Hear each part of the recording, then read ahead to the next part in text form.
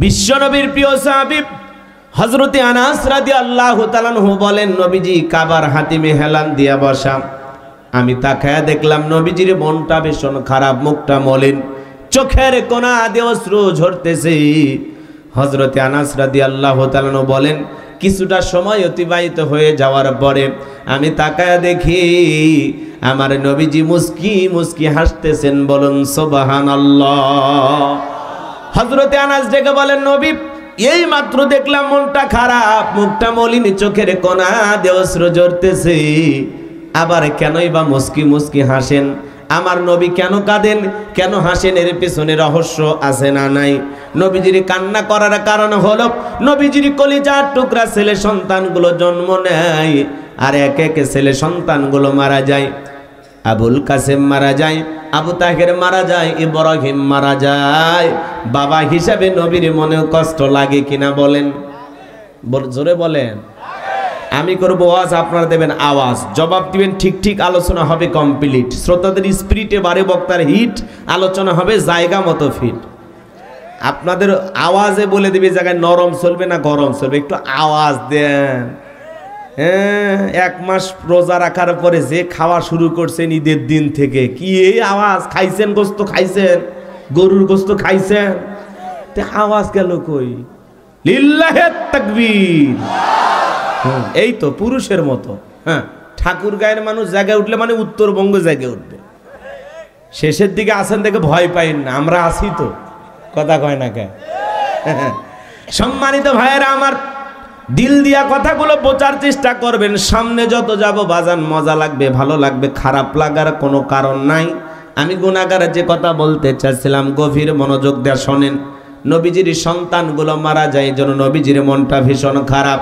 অন্যদিকে নবীজির কাছের চাচা, নাম হলো আবু লাহাব, ডেকে বলে, ভাতিজা তোমার বংশে বাতি চালানোর কেউ থাকলো না, তুমি একটা লেজ কাটা, তুমি একটা নির্বংশজরি কন্যা, উযুবিল্লাহ। একে তো সন্তান হারানোর ব্যথা, অন্যদিকে আপন মানুষদের সমালোচনা, নবীর মনের কষ্ট কমে না বাড়ে? আপনারাই বলুন, আল্লাহ না করুক আপনার আমার সন্তান যদি মারা যায়, কাছের আত্মীয় স্বজনদের উচিত বিপদের দিনে সান্ত্বনা দেওয়া। বাবা তুমি সবর করো, ধৈর্য ধারণ করো, জীবন মৃত্যুর মালিক আল্লাহ। আল্লাহ সন্তান দিয়েছে, আল্লাহ নিয়েছে, মন খারাপ করো না। আল্লাহ যদি চায় বছর না ঘুরতে আবারও তোমাদের ঘর আলোকিত করে সন্তান দিতে পারেন, তিনি কি? কাছের মানুষদের উচিত বিপদের দিনে সান্ত্বনা দেওয়া, ধৈর্যের ওয়াজ করা। কিন্তু নবীর চাচা আবু লাহাব, আবু জেহেলের চাইতেও আবু লাহাব বেশি খারাপ। আবু জেহেলের নামে আল্লাহ কোনো সূরা দেয়নি, কিন্তু আবু লাহাবের নামে সূরা দিয়েছে। শুধু আবু লাহাব খারাপ না, ওর বউ খারাপ, ওর বউটাও কি খারাপ, কথা কয় না কে? হ্যাঁ, ভালো করে বোঝার চেষ্টা করবেন। ওইটা সূরা লাহাবের তাফসীর করলে আপনারা বুঝতে পারতেন। ওই দিকে যাওয়ার যেহেতু আমার আজকে সুযোগ হবে না বাজান, দিল দিয়ে কথাগুলো বোঝার চেষ্টা করবেন। নবীকে লেসকাটা বলে, হাট করে বলে, নির্বংশ বলে, এই কথাগুলো বলে নবীজির মনের ভিতরে অনেক কষ্ট পায়, কিন্তু নবীজি কষ্টের কথাগুলো প্রকাশ করতে পারে না। একে তো সন্তান হারানোর ব্যথা, অন্যদিকে আপন মানুষদের সমালোচনা। নবীজির ছেলে সন্তানগুলো কেন শিশুকালে মারা গেল? একটা ছেলেও কেন জীবিত থাকলো না? অনেক পয়গাম্বার দুনিয়ার জমিনে এসেছেন যাদের সন্তানেরা জীবিত ছিল যৌবন পর্যন্ত, প্রাপ্ত বয়স পর্যন্ত, কিন্তু নবীজির একটা ছেলে সন্তানও কেন আল্লাহ তাআলা জীবিত রাখলেন না? কেন তাদেরকে শিশুকালে উঠিয়ে নিলেন? এর পিছনেও কারণ আছে না নাই? নবীজির ছেলে সন্তানগুলো শিশুকালে বিদায় নেওয়ার পিছনে কারণ আছে 3টি। জোরে বলেন কয়টি? নবীর উম্মত হিসাবে কারা কারা জানতে চান কি সেই 3টি রহস্য, কি সেই 3টি কারণ? কেন নবীজির ছেলে সন্তানগুলোকে আল্লাহ তাআলা উঠিয়ে নিলেন? কি সেই 3টি কারণ? কারা কারা শুনবেন? 2 হাত তুলে আল্লাহকে দেখান। লিল্লাহে তাকবীর। নবীর উম্মত হিসেবে জানতে মনে চায় না আল্লাহ তাআলা কেন তার সন্তানগুলোকে উঠিয়ে নিলেন? আল্লাহ রসুলের একটি ছেলে সন্তানও কেন জীবিত থাকলো না? প্রাপ্ত বয়স পর্যন্ত আল্লাহ কেন তাদেরকে শিশুকালে উঠিয়ে নিলেন? কি সেই 3টি রহস্য, কি সেই 3টি কারণ? যদি আমি বলতে চাই তাহলে 3 নাম্বার আয়াতের আলোচনা করা লাগবে। আমি কি 1 নাম্বার আয়াত বাদ দিয়ে 3 নাম্বারে যাব, নাকি আস্তে আস্তে শুরু করা যাক? ধৈর্য আছে তো ভাই? আছে তো? সম্মানিত ভাইয়েরা আমার, দিল দিয়া কথাগুলো বোঝার চেষ্টা করবেন। একে তো সন্তান হারানোর ব্যথা, কাফেরদের সমালোচনা, অন্যদিকে সাহাবায়ে কেরাম যারা ইসলাম ধর্ম গ্রহণ করে, কাফের বেঈমানরা তাদের উপর নির্যাতন জুলুমের স্টিম রোলার চালায়। হযরতে বেলাল তখনও কালেমা পড়ে মুসলমান হন নাই। নবীজি রাতের বেলায় দারুল আরকামে বসা, হযরতে বেলাল বিশ্ব নবীর দরবারে উপস্থিত হয়ে গেলেন।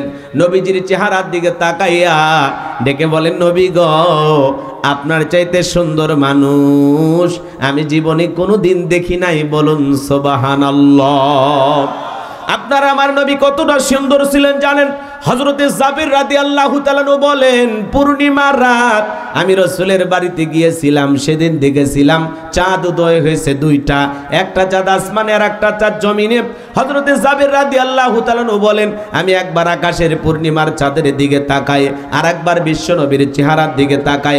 হযরতে জাবির বলেন, ওই আকাশের পূর্ণিমার চাঁদের চাইতেও বিশ্বনবীকে আমার কাছে বেশি সুন্দর মনে হয়, বলুন সুবহানাল্লাহ। আপনার আমার নবী কতটা সুন্দর ছিলেন জানেন? আম্মা জান আয়েশা ডেকে বলেন, যারা ইউসুফ নবীর চেহারার দিকে তাকাইয়া মিশরের নারীরা ফল কাটতে গিয়ে আঙ্গুল কেটে ফেলে দিয়েছিল, ওরা যদি আমার বিশ্ব নবীর চেহারার দিকে তাকাইতো, শুধুমাত্র আঙ্গুল নয়, আঙ্গুল কাটতে কাটতে হাত কাটতে কাটতে কখন যে নিজের কলিজা কেটে দুভাগ করে দিত, মুহূর্তের জন্য টের পাইতো না। আপনার আমার নবী এতটাই সুন্দর, বলুন সুবহানাল্লাহ। আম্মা জান আয়েশারও বলেন, ও দুনিয়ার মানুষ, তোমাদের একটা সূর্য আছে, আমি আয়েশারও একটা সূর্য আছে। তোমাদের সূর্য উদয় হয় দিনের বেলায়, আর আমি আয়েশার সূর্য উদয় হয় রাতের বেলায়। আম্মা জান আয়েশা একদিন সেলাইয়ের কাজ করতেছিলেন, হাত থেকে সুইটা পড়ে গেল, বাতিতে কোনো তেল ছিল না, বাতি জ্বালাইতে পারলেন না, অপেক্ষায় বৈশা থাকলেন।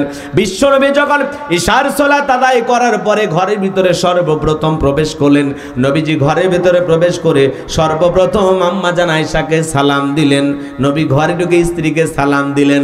আপনি আমি যখন ঘরের ভিতরে প্রবেশ করব, স্ত্রীকে সালাম দেওয়ার দরকার আছে না নাই? বাড়িতে প্রবেশ করে বিবিকে সালাম দিবেন, আসসালামু আলাইকুম রহিমা, কেমন আছো সোনা? ঘরের দরজাটা খোলো না, আমি তোমার লিটনের বাপ, তোমার দিওয়ানা। বউ খুশি হয়ে দরজা খুলে দিবে, কথা বলেন ঠিক কি না? কিন্তু আমাদের ব্যবহার এত মিষ্টি না, ঘরের দরজায় ডাক দেয়, রুবেলের মা এই দরজা খোল, বেশি দেরি হলে দরজা ভাঙ্গে ফেলে দিয়া, আজ তোর পিঠের ওপর কি যে হবি রে। ভিতর থেকে বউ বলে, এটা স্বামী না সেকেন্ড আজরাইল, কথা কয় না কে? বাড়িতে যা বিবিকে সালাম দিবেন। স্বামী স্ত্রীর মধ্যে যদি সালাম আদান প্রদান হয়, আল্লাহর পক্ষ থেকে রহমত নাজিল হয়। যদি বাড়িতে লোকজন না থাকে, বইয়ের হাতটা ধরে মুসাফা করবেন। একেবারে যদি ময়দান ফাঁকা থাকে, কোলাকুলিও সেরে নেবেন। দাম্পত্য জীবনে সুখ আর শান্তি যদি পেতে চান, রসুলের 4টি সুন্নত পারিবারিক জীবনে আমল করা লাগবে। জোরে বলেন কয়টি? 4টি সুন্নত যদি আমল করতে পারেন, সমস্ত অশান্তি থেকে আল্লাহ তাআলা আপনার পরিবারকে হেফাজত করবেন। দাম্পত্য জীবনে সুখ আর শান্তি যদি পেতে চান, জোরে বলেন কয়টা সুন্নত? আপনি কি দাম্পত্য জীবনে অসুখী? বোঝেন নাই? কয়টা সুন্নত? জোরে বলেন কয়টি? কি সেই 4টি সুন্নত? কারা কারা শুনবেন একটু হাত তুলে দেখান তো দেখি। লিল্লাহে তাকবীর, হাত নামান। এখনই যদি সুন্নতগুলো আলোচনা করি, আলোচনা এলোমেলো হয়ে যাবে। অতএব একটু অপেক্ষা করেন, শেষের দিকে বলে দেব ইনশাআল্লাহ, যদি আপনাদের ধৈর্য থাকে। কষ্ট হচ্ছে নাকি আপনাদের? আমি আছি যতক্ষণ, আপনারা ততক্ষণ। এর মধ্যেও যদি 2-1 ওড়া বসা করেন, মনে রাখবেন ওয়াদা ভঙ্গ করা কিসের লক্ষণ? মুনাফিকের লক্ষণ। আমার বিশ্বাস ঠাকুর গায়ের মাটিতে মুনাফিকের জায়গা নেই, কথা বলার ঠিক কিনা? আপনারা ভালো মানুষ, এটা আমি বিশ্বাস করি। এই জন্য ওঠা বসার করার কোনো সুযোগ নাই। আমি যথাসময়ে ব্রেক করিয়া, কথা কি বোঝেন নাই? শিমুলির ব্রেক হানিফের মুনাজাত, যখন তখন মুনাজাত হয়ে যেতে পারে, আপনি টেরই পাবেন না। রাগ করতেছেন? সারা রাত ওয়াজ করবো না বাজান, 12:30টার আগেই শেষ হবে ইনশাআল্লাহ। একটা তাকবীর দেন, লিল্লাহে তাকবীর। আমার ভাইয়েরা গভীর মনোযোগ দিয়ে শুনবেন, তাহলে বাড়িতে যে স্ত্রীকে সালাম দেবেন তো ইনশাআল্লাহ। এক জায়গায় ওয়াজ করলাম, যুবক বলে, হুজুর বউকে সালাম দিকে শরম লাগে। আমি তখন বললাম, বাবা তুমি কি বিয়ে করছো? কি কোন হুজুর? 3 সন্তানের বাপ আমি তখন বললাম, বাবা স্ত্রী সহবাসের একটা দোয়া আছে, তুমি কি জানো? কয় দোয়া হুজুর, এটা দোয়া পড়ার টাইম। 3 সন্তানের বাবা হয়ে যায়, শরম লাগে না? বউকে সালাম দিকে শরম লাগে, ওটা শরম না শয়তানি? জোরে বলেন। বাড়িতে যে স্ত্রীকে সালাম দেবেন, এক মুসলমান আর এক মুসলমানের গৃহে প্রবেশ করতে হলে ওই গৃহবাসীর অনুমতি নিয়ে সালাম দিয়ে প্রবেশ করা লাগবে।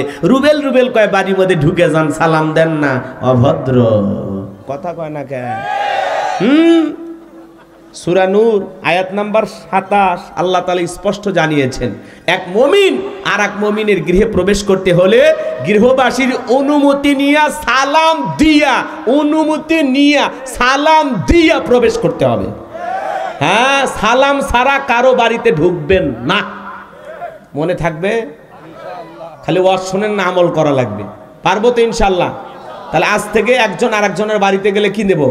সালাম দেব, অনুমতি নেব, এরপরে বাড়িতে ঢুকবো ইনশাআল্লাহ। সম্মানিত ভাইয়েরা আমার, দিল দিয়ে কথাগুলো বোঝার চেষ্টা করবেন। আম্মা জান আয়েশা ডেকে বলেন, নবীজি সালাম দিয়ে যখন ঘরের ভিতরে প্রবেশ করলেন, নবীজির চেহারার আলোতে সইটা কই পড়ে আছে আমি পরিষ্কার দেখতে পেয়েছি। বলুন সুবহানাল্লাহ। কেমন নবী পাইছি বাজান, নবীর সম্মান মর্যাদা কত আমরা বুঝি না। এক জায়গায় ওয়াজ করলাম, ভাই বলেন তো আমাদের নবীর নাম কি? বলে হুজুর আব্দুল কাদের জেলানি। পীর সাহেবের নাম মুখস্থ আছে, কিন্তু কপাল পোড়া নবীর নামটাও বলতে পারে না, এমনও মুসলমান সমাজে আছে না নাই? সামনে এই জায়গাটা পূরণ করেন, সামনে এসে। আমার ভাইরা, দিল দিয়া কথাগুলো বোঝার চেষ্টা করবেন। আপনার আমার নবীর সম্মান মর্যাদা কত জানেন? যে নবী হ্যাঁ বললে তামাম পৃথিবীবাসীর জন্য আল্লাহ পাক হালালে পরিণত করে দেয়, যে নবী না বললে তামাম পৃথিবীবাসীর জন্য আল্লাহ পাক হারামে পরিণত করে দেয়। আসমানের চাঁদের দিকে ইশারা করলে চাঁদ দুই টুকরো হয়ে যায়, জমিনে পা তুললে মাওলা পাকের আরশে আজিম আল্লাহ রাজধানীতে পৌঁছে যায়। বলুন সুবহানাল্লাহ। নবী যেই পথ দিয়ে হেঁটে যায়, এদিক খেয়াল করেন বাজান গো আমার, আতরের সুগন্ধি বের হয়। নবীজি থুতু নিক্ষেপ করলে সেখান থেকে সুগন্ধি বের হয়। নবীজি ওযু করলে ওযুর পানি দিয়ে সুগন্ধি বের হয়ে যায়। নবীজি যখন ঘেমে যেতেন, আম্মা জানার নবীজির দেগের ঘামগুলো শিশির ভিতরে জমা রাখতেন। বিশেষ দিনে নবীজির দেগের ঘামগুলো সুগন্ধি হিসাবে ব্যবহার করা হতো। হযরতে আনাস বলেন, নবীজির দেগের ঘামের চাইতে দামি সুগন্ধি জীবনে কোনোদিন আমি আমার নাকে পাইনি। চিৎকার মেরে বলুন সুবহানাল্লাহ। যেই নবীর চেহারার দিকে তাকাইলে পেটের ক্ষুধা নিবারণ হয়ে যাইতো। সুবহানাল্লাহ। কেমন নবী বাজান, কেমন নবী! যেই নবীর চেহারার উপরে মশা মাছি পড়া হারাম, জমিনে পথ চললে আসমানের একখণ্ড মেঘ এসে ছায়া প্রদান করত। বলুন সুবহানাল্লাহ। সেই নবীর কাছে বেলাল কথা মনে আছে না নাই? ভুলে গেছেন মনে হয়। আমার ভাইয়ারা, কেমন নবী পাইছি, কেমন নবী পাইছি বাজান। বেলাল রেখে বলে, নবী আপনি কালেমার দাওয়াত দেন, ইসলামের প্রচার প্রসার করেন, দয়া করে আমার একটু কালেমা পড়াইয়া দেন। বিশ্ব নবী হযরত বেলালকে কালেমা পড়ায় দিলেন, লা ইলাহা ইল্লাল্লাহু মুহাম্মাদুর রাসূলুল্লাহ সাল্লাল্লাহু আলাইহি ওয়াসাল্লাম। হযরতে বেলাল কালেমা পড়ে মুসলমান হয়ে গেল। নবী আমার ডেকে বলে, বেলাল ইসলামের অবস্থা কোনো ভালো না, কালেমা পড়ে আপাতত প্রকাশ করা যাবে না। আপনারাই বলেন তো বাজান, ইসলামের অবস্থা কি সব সময় ভালো থাকে? আজও তামাম পৃথিবীর দিকে তাকায় দেখেন, যেখানে মুসলমান সেখানে জালেমদের নির্যাতন জুলুম আছে না নাই? আজও তামাম পৃথিবীর জালেম বেঈমানেরা, সাদা চামড়া দলেরা ঐক্যবদ্ধ হয়েছে পৃথিবীর জমিন থেকে ইসলাম আর মুসলমানকে মুছে ফেলবে। কিন্তু বলেন তো বাজান, ওই পৃথিবীর জানোয়াররা, ইসলাম বিরোধী অপশক্তিরা, ওরা কি ইসলাম আর মুসলমানকে মুছে ফেলতে পারবে? কারণ ইসলামের সুইচ আছে কার হাতে? ইউরিদুনা লিয়ুতফিউ নূরাল্লাহি বিআফওয়াহিহিম ওয়াল্লাহু মুতিম্মু নূরিহি ওয়ালাউ কারিহাল কাফিরুন।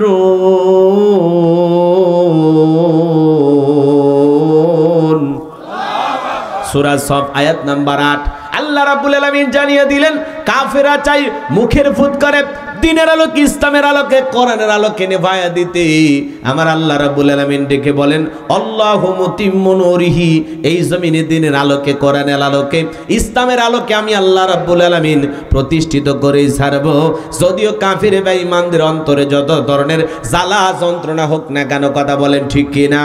আজও ফিলিস্তিনি জমিনে জালেম নেতানিয়াহুর নেতৃত্বে হাজার হাজার মুসলমানকে বিদায় করা হয়। আজও কাশ্মীরে মুসলমানের রক্ত ঝরে, চীনের ওই ঘরে মুসলমানদেরকে হত্যা করা হয়।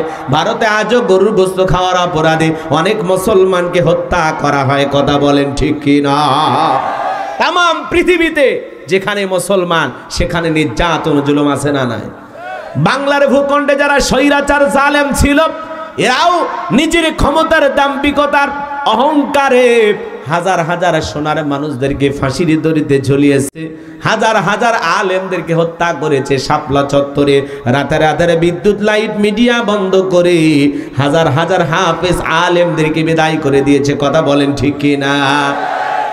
কথা কয় না কেন?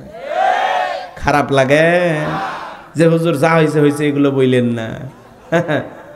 জুলুম তো আপনার ওপর হয় না, আমাদের ওপর হয়েছে। কথা বলেন। যারা আলেমদের উপরে জুলুম করেছিল, যারা মুসলমানের রক্ত নিয়ে খেলা করেছিল, ছোট ছোট তলাবুল ইলম মাদ্রাসার ছাত্রদের গায়ে হাত দিয়েছিল, আজকে তারা আছে নাই? কই গেল ক্ষমতার দাম্ভিকতা? কই গেল বড় বড় কথা? কই গেল অহংকার? পালাবো না, হারাবো না, বড় বড় কথা বলতো। মাঝে মাঝে ওনার কল রেকর্ড ফাঁস হয়, বলে আমি ডিসেম্বরের মধ্যে আসব। আমরা বলবো শোনেন, যাওয়ার আগে একবারও বলে যাননি, আসার আগে এতবার কেন বলতেছেন? কি দরকার বলার? আপনি আসেন, আসেন, আপনাকে ছাড়া আমাদের ঈদ জমে না। হ্যাঁ, আপনি আসেন। এই দেশ আপনার বাবার, এই দেশ আপনার স্বামীর, আপনি আসেন।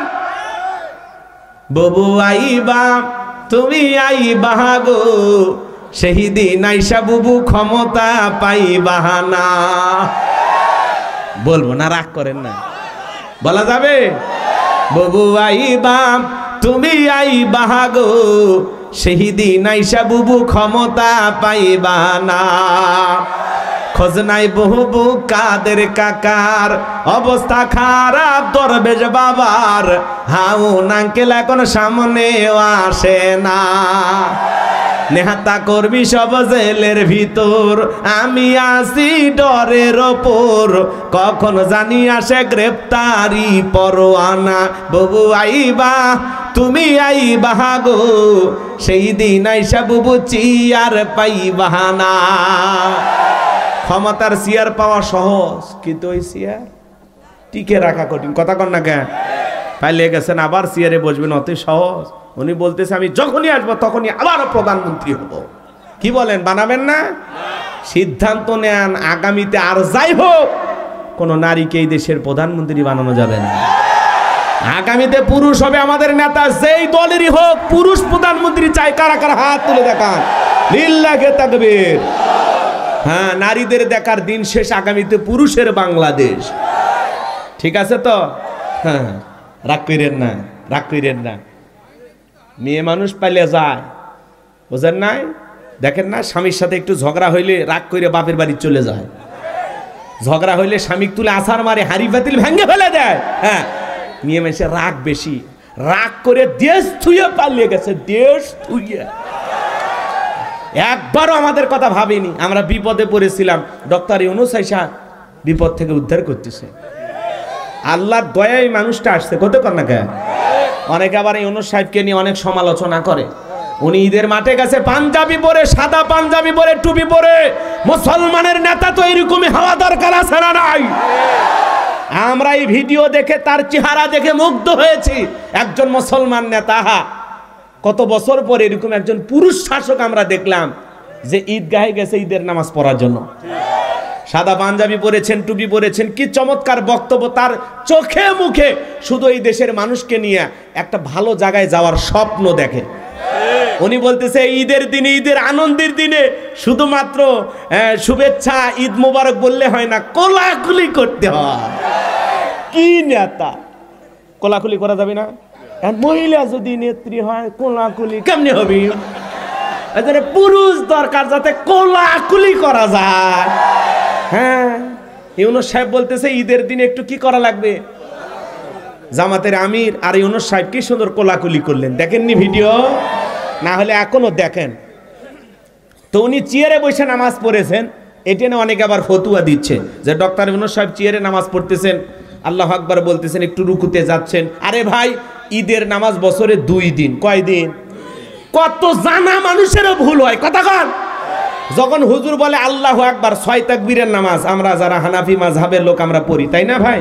আমি বিতর্কর জন্য বলতেছি না, আমার দিক খেয়াল করেন। তো তাকবীর যখন দেওয়া হয় হাত তোলা হয়, আবার হাত ছেড়ে দেয়, না? কথা কয় না কেন? আল্লাহ আকবার বলে হাত ছেড়ে দেন না আপনারা? দেন তো। তো অনেকে যখন আল্লাহ আকবার বলে কেউ সিজদায় যায়, কেউ রুকুত যায়, মানে ট্রেনিং নাই যে বছরে একদিন 2 দিন, কথা কয় না কেন? এই জন্য ভুল তো মানুষেরই হতে পারে। তো ইন্নুস সাহেব চেয়ারে বসে নামাজ পড়তেছেন, এটা ভুল কি হয়েছে? উনি জীবনে প্রথম নামাজ পড়তে গেছে মনে করছেন? জীবনে কোনোদিন নামাজ পড়েনি। আর যদি জীবনে প্রথম পড়তে যায়, আপনার সমস্যা কি? কথা কর না কেন? উনি তাল বাহানা করে না, উনি বলে না আমি ফজর পড়ে কোরআন পড়ি, আবার সুযোগ পেলে আলেমদেরকে ফাঁসি দিয়ে মারি। উনি তো সেই মানুষ না।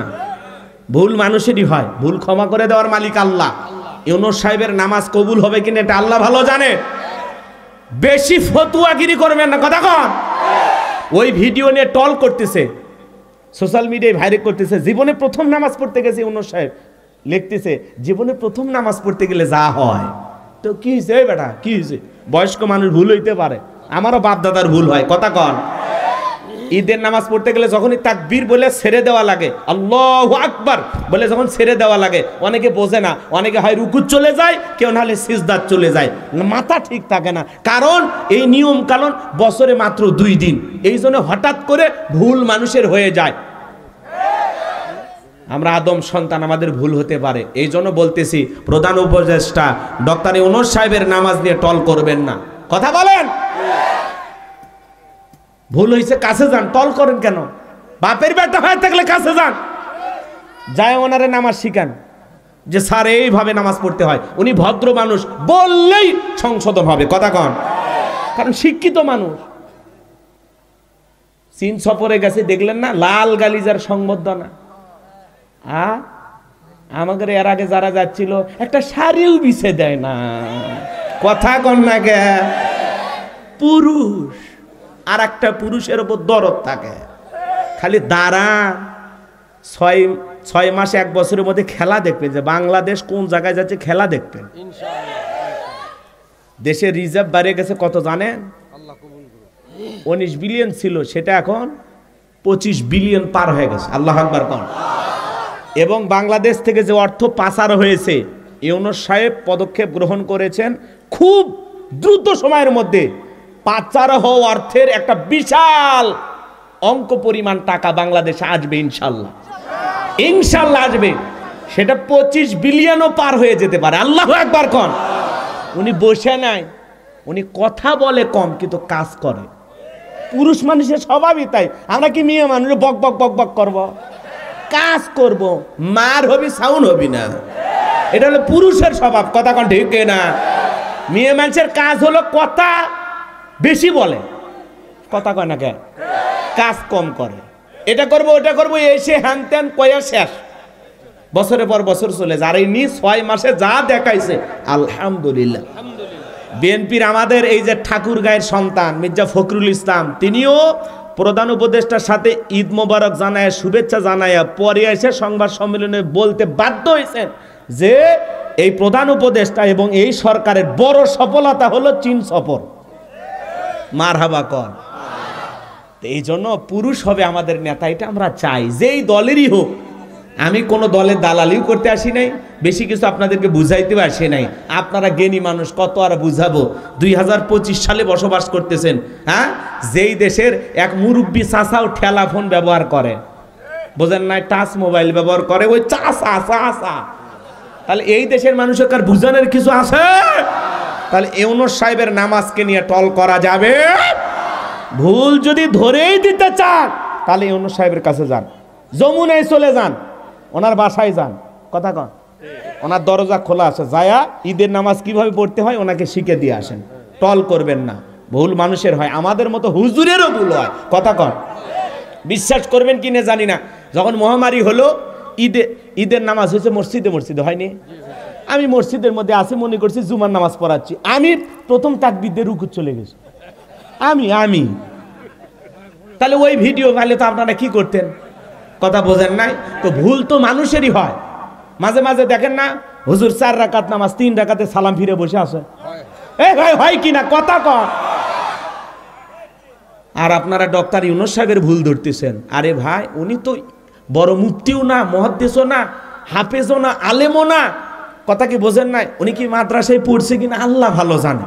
তো তাহলে সেই মানুষটার নামাজের যদি যে এক জায়গায় ত্রুটি হয়েই যায়, আল্লাহু আকবার বলার কারণে উনি রুকুতে চলে গেছে হাত না ছেড়ে দিয়ে, এই যে ভুলটা নিয়ে আপনারা টল করতেছেন, আল্লাহর রাস্তায় থেমে যান। সম্মান দিতে শিখুন, কথা বলেন, সম্মান দিতে শিখুন। আল্লাহ যেন আমাদের হেদায়েত দান করেন, একটু জোরে বলেন আমিন। এই কথা বলে কি আপনাদের দিলে আঘাত দিলাম? ইউনূস সাহেব যদি, অনেকে বলতেছে আরো 5 বছর উনি ক্ষমতায় থাক, সাধারণ মানুষ আলহামদুলিল্লাহ এইবার যে রমজানে আপনারা বলেন তো বাজান, কোন বিষয়ে দ্রব্যমূল্যের বাজারে কি আগুন ছিল? আগুন ছিল না ঠান্ডা ছিল? হ্যাঁ, কি পানি মারছে উপর থেকে ইউনূস সরকার, বাজার ঠান্ডা আলহামদুলিল্লাহ। কম চিনির দাম কমায় দিছে না? সবকিছুর দাম আলহামদুলিল্লাহ আছে না? সবজির দাম খুব বেশি চলতেছি তো আলহামদুলিল্লাহ। এভাবে চলুক না ভাই কিছুদিন।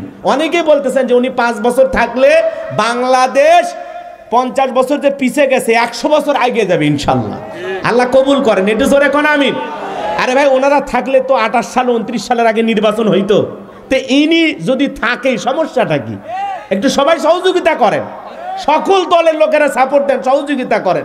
উনি এই ভাঙ্গা দেশটাকে, এলোমেলো দেশটাকে একটু গোছাইয়া একটা ভালো জায়গায় পৌঁছাইয়া দিয়ে আপনাদের হাতে ক্ষমতা দিয়ে যাবে ইনশাল্লাহ।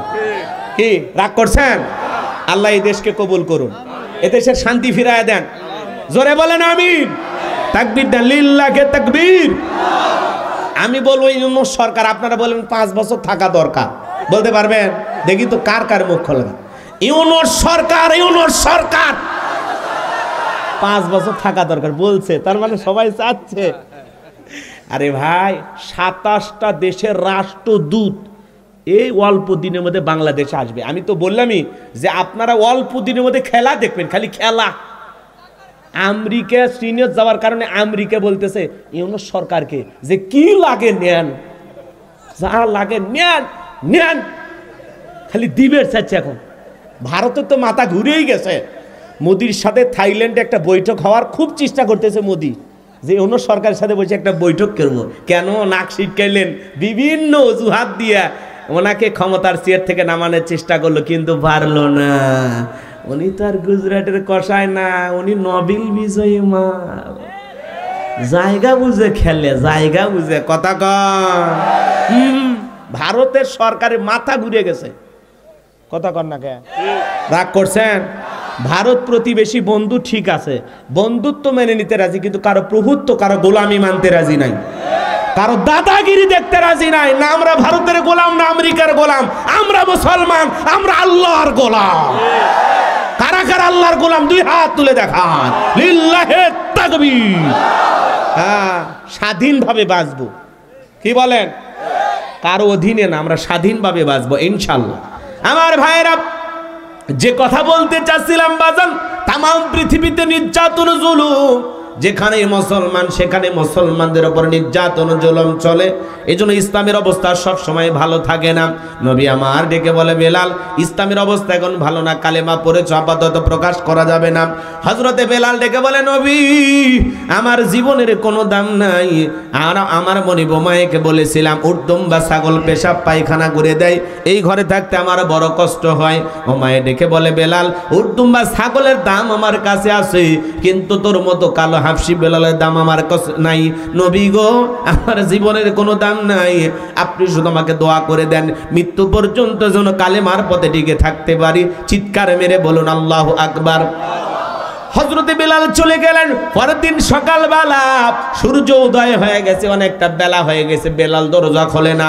অন্য চাকর যারা আছে নালিশ নিয়ে চলে গেছে, ও মায়ের কাছে যা বলে, নেতা এখন পর্যন্ত বেলাল দরজা খোলে নাই, তাই নাকি? বলে হ্যাঁ, এমনি তো বেলালকে দেখতে পারে না, তার উপর অভিযোগ। দরজায় ডাক দেয়, বেলাল দরজা খোল। হযরতে বেলাল দরজা খোলে না, জোরে করে ধাক্কা মারছে। যখন দরজা খুইলে গেছে তখন এইবার ও মায়ে তাকায় দেখে, যেই রাত্রিতে হযরতে বেলাল কালেমা পড়ে মুসলমান হয়েছে, ওই রাত্রিতে একটা উর্দুম বা ছাগলের কাছে কোনো পেশা পায়খানা নাই। জোরে বলুন আল্লাহু আকবার। এইবার উমাইয়া ডেকে বলে চাকরের দল বেলালের বিরুদ্ধে মিথ্যা অভিযোগ দাও, তোমরা যখন ঘুমাচ্ছিলে বেলাল তখন ময়লা আবর্জনা পরিষ্কার করেছে, তাকায়া দেখো না একটা উর্দুম বা ছাগলের কাছে কোনো পেশাব পায়খানা নাই, যাও নিজেদের কাজ করো, বেলালের বিরুদ্ধে কোনো অভিযোগ আমি শুনতে চাই না। এই কথা বলে ওদেরকে তাড়িয়ে দেওয়ার পরে এক পা দুপা করে বেলালের কাছে চলে গেলেন। হযরতে বেলাল দেয়ালে পিঠটা লাগাইয়া জিহ্বা নাড়াইয়া জিকিরি করে কার? এইবার হযরত বেলালকে হালকা করে ধাক্কা মারছে, যখন জবান দিয়ে কালেমা আওয়াজ বের হয়েছে তখন এই আওয়াজ শোনার পরে উমাইয়া ডেকে বলে বেলাল জোর জবান দিয়ে কি শুনলাম, তুমি কি মুসলমান হয়েছো? হযরতে বেলাল ডেকে বলে মুসলমান হয় যারা মিথ্যা কথা বলতে পারে না তারা, ওয়াকুলু কওলান সাদীদা, মুসলমানেরা হবে সত্যবাদী, মুসলমানেরা কখনো মিথ্যাবাদী হতে পারে না। বেলাল ডেকে বলে উমাইয়া গতকাল রাত্রিতে নবীজির হাতে হাত রেখে আমি কালেমা পড়ে মুসলমান হয়েছে। এই কথা শোনার পরে উমাইয়া ডেকে বলে বেলাল এখনো সময় আছে, তুমি আমার বাপ দাদার ধর্মে ফিরে আসো, উর্দুম বা ছাগলের মালিক বানায় দিব, থাকার জন্য ভালো ঘরের ব্যবস্থা করে দেব। হযরতে বেলাল ডেকে বলে পার্থিব কোনো সুখ আর আরামায়েশের বিনিময়ে বেলাল তার ঈমান ছাড়তে রাজি হবে না। আমি বেলাল দুনিয়ার পার্থিব সুখের বিনিময়ে ঈমান ছাড়তে রাজি নাই। এই কথা শোনার পরে উমাইয়া ডেকে বলে বেলাল আমার কথা না শুনলে বড় নেতা আবু জেহেলকে খবর দেব। হযরতে বেলাল ডেকে বলে কোন বড় নেতা ছোট নেতা এখন কাউকে গোনার টাইম নাই, আমি দুনিয়ার কোন আবু জেহেলকে ভয় করি না, আমি ভয় করি আমার আল্লাহকে। মুসলমান আল্লাহ ছাড়া দুনিয়ার কাউকে ভয় করা জায়েজ আছে? আল্লাহ ছাড়া দুনিয়ার কাউকে ভয় করা জায়েজই নাই। কথা কয় না কে? ভয় করতে হবে কাকে? কিসের নেতার ভয় করেন? কোনো ভয় নাই, আল্লাহ আছে। কথা বলেন। চলেন ভাইয়ের আমার সামনের দিকে যাই। আমি যে কথা বলতে চাচ্ছিলাম গভীর মনোযোগ দিয়ে শুনে যান। এইবার উমাইয়া দৌড়ে চলে গেল আবু জেহেলের বাড়িতে, যা বলেন তার সংবাদ খুব খারাপ, আমার বাড়ির কৃতদাস বেলাল কালেমা পড়ে মুসলমান হয়েছে। তাই নাকি? বলে হ্যাঁ ঠিক আছে যাও আমি আসতেছি। আবু জেহেলের কিছু সাঙ্গপাঙ্গ ছিল, ক্যাডার মাস্তান ছিল, যাদের কাজই হলো মুসলমানদের উপর নির্যাতন জুলুম চালানো। কথা বোঝেন নাই? তার একটা বিশেষ বাহিনী ছিল, যাদের কাজই হলো যারাই কালেমা পড়ে মুসলমান হয় তাদের উপর নির্যাতন জুলুম চালায়।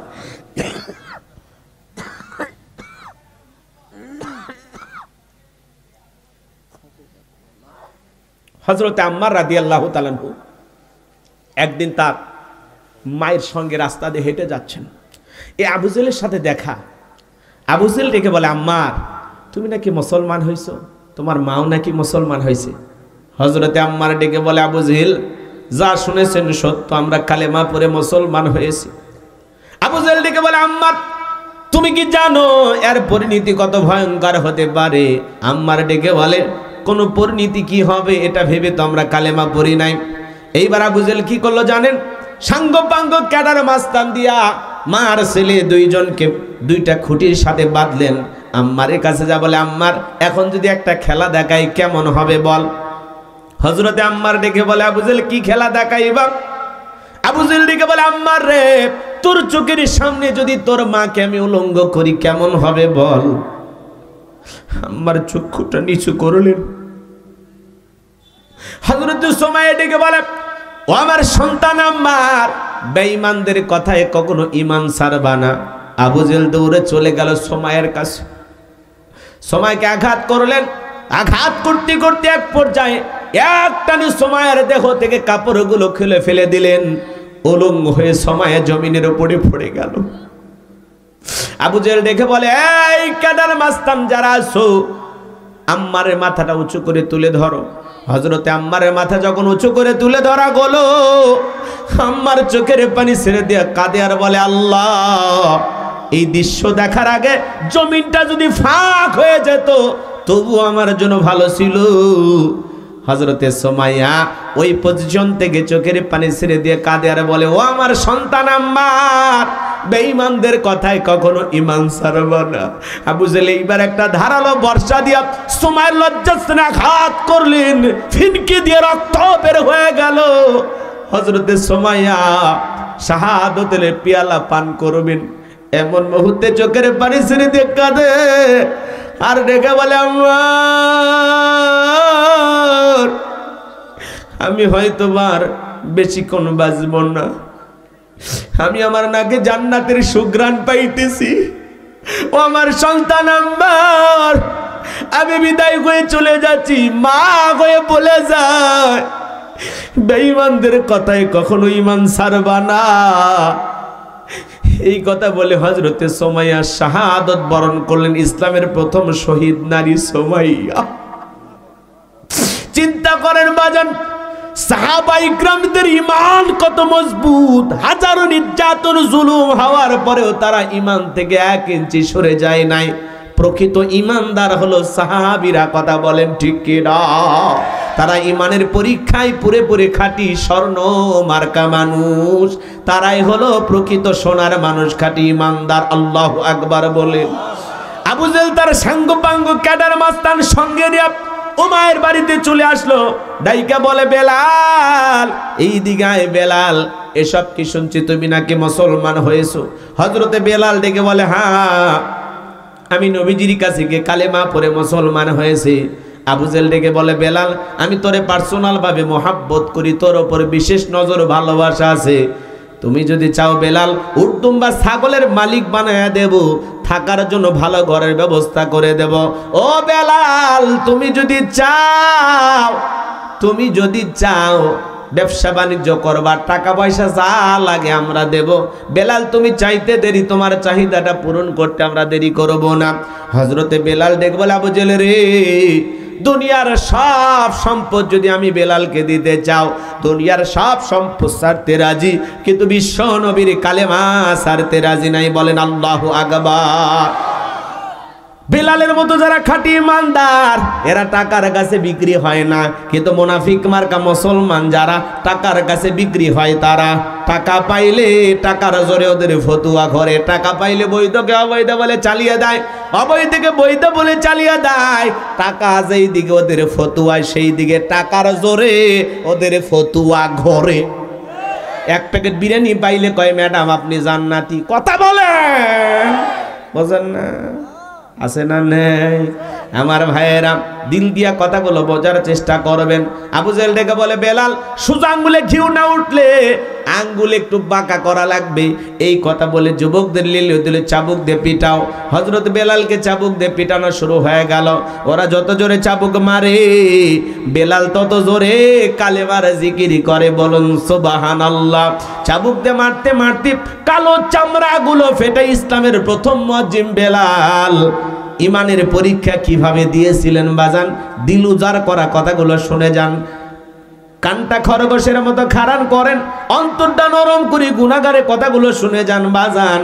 ইসলামের প্রথম মুয়াজ্জিন বেলাল পিটাইতে পিটাইতে চামড়াগুলো ফেটে রক্ত ঝরতেছে। আবু জেহেল ডেকে বলে বেলাল চাবুক দে পিটাইয়া রক্ত ঝরতেছে রে বেলাল তোর শরীর থেকে। এ বেলাল তবুও কি কালেমা ছাড়বি না? নবী মুহাম্মাদের দল কি ত্যাগ করবি না? হযরত বেলাল ডেকে বলে আবু জেহেল রে, মারতে মারতে যদি মেরেও ফেলে দাও জীবনটা দিতে রাজি, নবীজির কালেমা ছাড়তে রাজি নাই। বলুন সুবহানাল্লাহ। এইবার আবু জেহেল ডেকে বলে এ যুবকের দল, বেলালের পা রশি দিয়া বাঁধো, উঠের পায়ের সঙ্গে লাগায় নাও। এরপরে মরুভূমির উত্তপ্ত গরম বালিতে শেষরায় শেষরেনে ঘোরা গেল।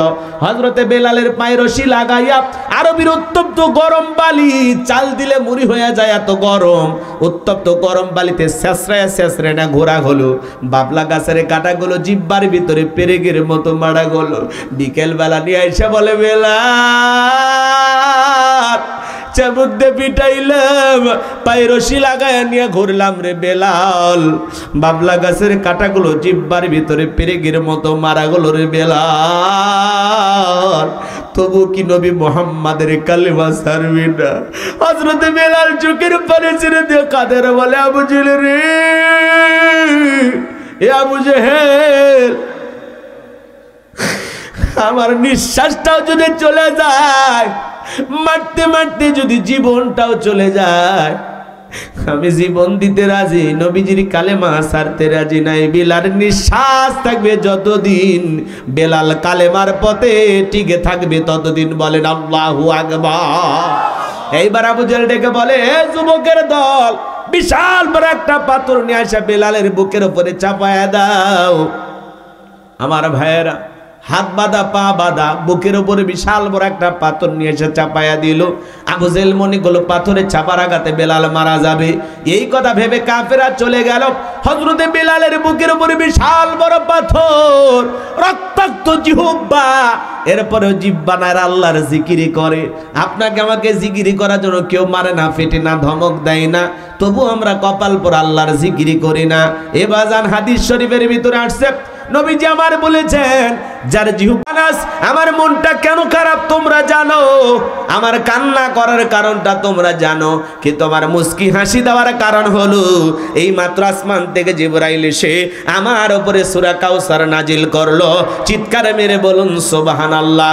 বিশ্ব নবী তখন মুস্কি মুস্কি হাসলেন আর সাহাবায়ে কেরামদের সামনে সূরা কাউসার তেলাওয়াত করে শুনিয়ে দিলেন। জবান ছেড়ে সবাই পড়ুন, ইন্না আ'তাইনাকাল কাউসার ফাসাল্লি লিরাব্বিকা ওয়ানহার ইন্না শানিয়াকা হুয়াল আবতার। আল্লাহু আকবার। আমার আল্লাহ রাব্বুল আলামিন বলেন, ইন্না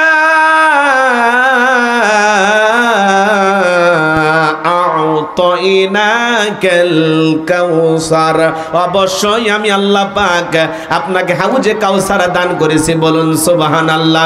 পৃথিবীর অন্য কোন নবী রাসূলকে আল্লাহ পাক হাউজে কাউসার গিফট করেন নাই, হাউজে কাউসার দান করেন নাই।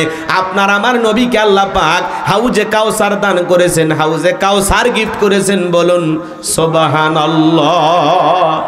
ইন্না আ'তাইনাকাল কাউসার, নিশ্চয় আমি আল্লাহ পাক আপনাকে হাউজে কাউসার দান করেছি। এই হাউজে কাউসারের পানির মতো ক্লিয়ার, দুধের মতো সাদা, মধুর চাইতে মিষ্টি। ওই কঠিন কিয়ামতের ময়দানে যেদিন বিচার দিবস কায়েম হয়ে যাবে, বিচার দিবসের একদিন হবে 50,000 বছরের সমান। ওই কঠিন কিয়ামতের ময়দানে যেদিন সূর্য সোহাত মাথার উপরে চলে আসবে, মানুষের মাথার মগজগুলো টকবক করে গলবে, সূর্যের তাপে জমিন হয়ে যাবে তামার জমিন।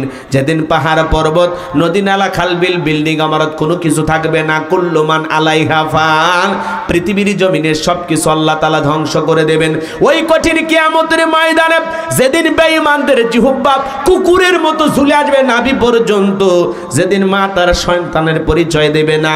ইয়াউমা ইয়াফিরুল মারউ মিন আখিহি ওয়া উম্মিহি ওয়া আবি ওয়া সাহিবাতিহি ওয়া বানি, যেদিন ভাই ভাইয়ের কাছ থেকে পালিয়ে যাবে, মাতা পিতার কাছ থেকে সন্তান পালিয়ে যাবে, স্বামীর কাছ থেকে স্ত্রী পালিয়ে যাবে, সন্তানরা মা বাবার পরিচয় দেবে না, মা বাবা সন্তানের পরিচয় দেবে না।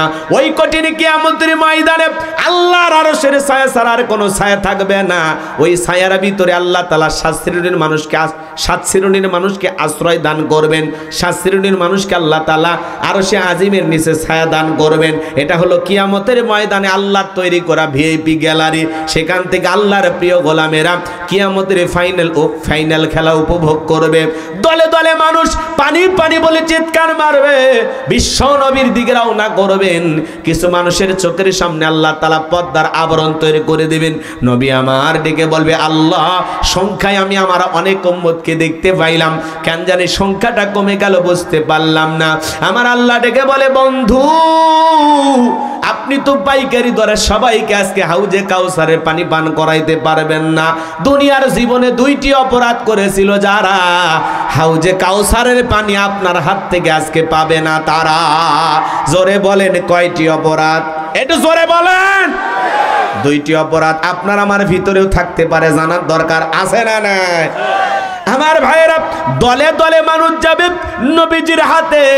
এক পেলা হাউজে কাউসারের পানি যদি পান করতে পারেন, জান্নাতে ঢোকা পর্যন্ত আপনারা তৃষ্ণা লাগবে না, তৃষ্ণা মিটে যাবে। বলুন সুবহানাল্লাহ। নবীজি পেয়ালা নিয়ে দাঁড়িয়ে আছেন, কারা কারা নবীজির হাতে হাউজে কাউসারের পানি পান করতে চান? 2টা হাত তুলে আমার আল্লাহকে দেখান। ও আল্লাহ, আসমান থেকে কুদরতি নজর দিয়ে তাকায় দেখো, ঠাকুর গায়ের হাজার হাজার মানুষ নবীজির হাতে হাউজে কাউসারের পানি পান করতে চায়। ও আল্লাহ, আমরা গুনাহগার হতভাগা কাঙ্গাল, কবুল করো মালিক, ফিরাইয়া দিও না।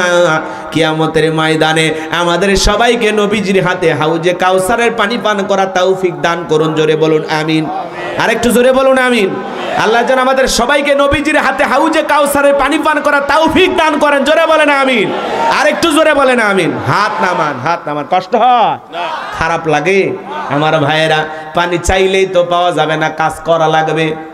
ভালো করে বোঝেন, নবীজি হাউজে কাউসারের পিয়ালার পানি নিয়ে দাঁড়িয়ে আছেন। আহ, নবী দেখতে না জানি কত সুন্দর, কলিজাটা কাঁদে না নবীর জন্য? কথা বলে না, কাঁদে না? পাইলে নিরালাই গো নবী, পাইলে নিরালাই, পাইলে নিরালাই গো নবী, পাইলে নিরালাই। দুই কদমে চুমো খাবো, দুই কদমে চুমো খাবো, চরণ ধুলি মাখবো গায়ে, পাইলে নিরালাই গো নবী, পাইলে নিরালাই। নবী আহ, পৃথিবীর সেরা সুন্দর মানুষ, তিনি হাউজে কাউসারের পিয়ালা নিয়ে দাঁড়িয়ে থাকবেন, তার আদরের উম্মতেরা যাবেন, নবীজি নিজ হাতে তাদেরকে হাউজে কাউসারের পানি পান করাবেন। বলুন সুবহানাল্লাহ। এদিকে হযরত আবু বকর সিদ্দিক রাদিয়াল্লাহু তাআলা আনহু পিয়ালাগুলো ভরায়া দিবেন, মাঝখানে দাঁড়িয়ে থাকবেন হযরত ওমর। হযরত ওমর বিশ্ব নবীর হাতে দিবেন, আর নবীজি খুঁজে খুঁজে তার আদরের উম্মতদেরকে হাউজে কাউসারের পানি পান করাবেন। নবীজির হাতে এক পেয়ালা হাউজে কাউসারের পানি পান করতে পারলে জান্নাতে ঢোকা পর্যন্ত তারা তৃষ্ণা লাগবে না। নবীর হাতে হাউজে কাউসারের পানি, আল্লাহর আরশের নিচে ছায়া কারো ভাগ্যে যদি জুটে যায়, এই মানুষ জান্নাতি, তার আর কোনো টেনশনই নাই। সুবহানাল্লাহ। শোনেন, আপনাদের এলাকায় আসলাম, আসার পরে মনে করেন একটা ছেলেকে, উদাহরণ দিচ্ছি কথা বোঝানোর জন্য, কিছু চকলেট দিলাম, দিয়ে বললাম বাবু এক বদনা ফানি এনে দাম, একটু হুজু বানাবো। ওই ছেলেটা চকলেট আর বদনা নিয়ে মারছে দৌড়, মাঝপথে আসার খেয়ে পুড়ে গেছে, হাঁটু ছিলে গেছে, রক্ত বের হয়ে গেছে। চকলেট থাকার কারণে উঠে দাঁড়াইছে, বদনা ভরিয়া পানি নিয়ে আমার সামনে হাজির। আমি তখন বললাম বাবা, এই পানিটা আনতে গিয়ে তোমার কষ্ট হয়েছে, মাঝখানে আসার খেয়ে পুড়ে গেছো, হাঁটুটা ছিলে গেছে, রক্ত মনে বের হয়েছে, ব্যথাও পাইছো। চকলেট থাকার খুশির কারণে ছেলে বলতেছে আমি এরকম কত পড়ে যাই, আমার কিছুই হয় না। কথা কয় না কেন? ওই ছেলেটা যেরকম চকলেট থাকার কারণে ব্যথাকে ব্যথা মনে করতেছে না, কিয়ামতের ময়দানে নবীজির হাতে হাউজে কাউসারের পানি পান করতে পারলে কিয়ামতের কঠিন দিন আপনার কাছে কঠিন মনে হবে না, আল্লাহ সহজ করে দিবেন। পানি চাইলে তো পাওয়া যাবে না, কষ্ট করা লাগবে, পরিশ্রম করা লাগবে। ওয়াজ তো এখন শেষের দিকে, এখন যেটা নেবেন কিছু মেসেজ দেব আপনাদেরকে বাড়িতে নিয়ে যাওয়ার জন্য। কথা কি বুঝতে পারতেছেন? খারাপ লাগে? তাকবীরটা লিল্লাহি তাকবীর। দিল দিয়ে কথাগুলো বোঝার চেষ্টা করবেন বাজান, গভীর মনোযোগ দিয়ে কথাগুলো শুনবেন, তাহলেই বুঝতে পারবেন আলোচনা কি করতে চাচ্ছিলাম। হাউজে কাউসারে পানি চাইলে তো পাওয়া যাবেন, একটু কাজ আছে না নাই? কথা কয় না, একটু ঠান্ডা পানি দিয়ে ওযু বানায় নামাজ পড়ার দরকার আছে না? হঠাৎ করে যদি কেউ নামাজ ধরে, তার নিয়ে সমালোচনা আছে না নাই? তখন আগে যারা নিয়মিত নামাজ পড়ে, পুরাতন মুসল্লি, এরা তখন বলে হ্যাঁ আজকে সূর্য কোন দিক উঠছে, উত্তর পাড়ার বাসা দিকে মসজিদে, হ্যাঁ নামাজ পড়বি না 2 দিন পরে এবার ছাইড়ে দিবি, আছে না নাই ভাই? বলে কিনা? আপনাদের এলাকায় বলে? আমি বলতে চাই মুরব্বী মুরব্বী সাবধান সাবধান। আপনি তো দাওয়াত দিয়ে 5 জনকে মসজিদে আনতে পারেন না, হঠাৎ করে কেউ নামাজে আসছে, আপনার সমস্যা কি? 2 ওয়াক্ত পড়ুক আর 2 দিন পড়ুক, আপনার সমস্যা আছে? তাহলে আপনি সমালোচনা কেন করেন? দেখি তো তোর নামাজ কয়দিন থাকে, মানে মসজিদে সিসি ক্যামেরা, কে আসে কে যায় খবর আগে। কথা কর না কে? আপনি পারলে দোয়া করেন যে ভাতিজা তুমি মসজিদে আসছো সালাত আদায় করার জন্য, দেখে দিলটা ভরে গেছে, আল্লাহর কাছে দোয়া করি আল্লাহ যেন মৃত্যু পর্যন্ত তোমাকে মসজিদে এসে নামাজ পড়ার তৌফিক দান করেন। আপনি দোয়া করেন, পারলে নামাজ শেষে নিয়ে যায় 1 কাপ চা খান। কথা কন। যুবক বয়সে দাড়ি রাখছে, ওইটা নিয়ে সমালোচনা, এই বয়সে দাড়ি রাখলি বউ ভাবি তো। কথা কয় না কে? আছে না নাই? যুবক বয়সে দাড়ি রাখছে, বাড়ি এদিক খেয়াল করেন, বাইরে একটু বউ নিয়ে ঘুরতে গেছে, ভাই ভাবি আসসালামু আলাইকুম, সাথে চাচার খবর কি? বউ বাড়ি দেশে রাগ করে, বাইরে যাওয়া যায় না তোমার সাথে। কেন? কয় আমার ডাকে ভাবি আর তোমার ডাকে চাচা। যে বউ নবীর সুন্নত দাড়িকে মহাব্বত করে না, সেই বউ আপনাকে 100% ভালোবাসা দিতে পারে না। কথা বলে ঠিক কিনা? রাগ করেন। মহিলাদের একটু ওয়াজ হওয়ার দরকার আছে না? শেষের দিকে একটু অপেক্ষা করেন। রাগ করতেছেন নাকি আপনারা? আমার ভাইয়েরা, হাউজে কাউসারের পানি পান করতে গেলে নবীর উম্মত হিসাবে দিক খেয়াল করেন বাজান, কিছু আমল আমাদের করার দরকার আছে না নাই? পুরুষের সৌন্দর্য হলো দাড়ি, দাড়ি রাখলে পুরুষকে পুরুষের মতো মনে হয়। মহিলারও দাড়ি নাই, পুরুষেরও দাড়ি নেই, কথা কয় না কে? 60-70 বছর বয়স হয়ে গেছে, এরপরে সেলুনে যা কয় সাইজ করে দে, ক্লিন শেভ করে, কথা কয়। সেলুনের লোক অমুসলিম, তাও কয় চাচা আসা আমরা জোরে গেছে, এবছর নাই দাড়ি ছাড়িয়ে দেন, কয় না না মেরিয়ে দে। চাচা এখন প্লাস দিয়ে টানিয়ে গাল প্লাস দিয়ে টানিয়ে ধরা লাগে, তারপরে কথা কয় না। এরকম লোক আছে না? নেই। যদি দাড়ি রাখার কথা হয়, মুরব্বী দাড়ি রাখেন, কয় চুলকে বেটা, ফেরেশতারা চুলকানির মলম নে কবরে বসে আছে, যা টেবেলে দিবি, কথা আছে না? না, দাড়ি রাখছেন। যুবক, দাড়ি রাখার দরকার আছে না? না। পৃথিবীর সকল নবীদের মুখে দাড়ি ছিল, সুবহানাল্লাহ। আমার একটু দাড়ি রাখবো তো?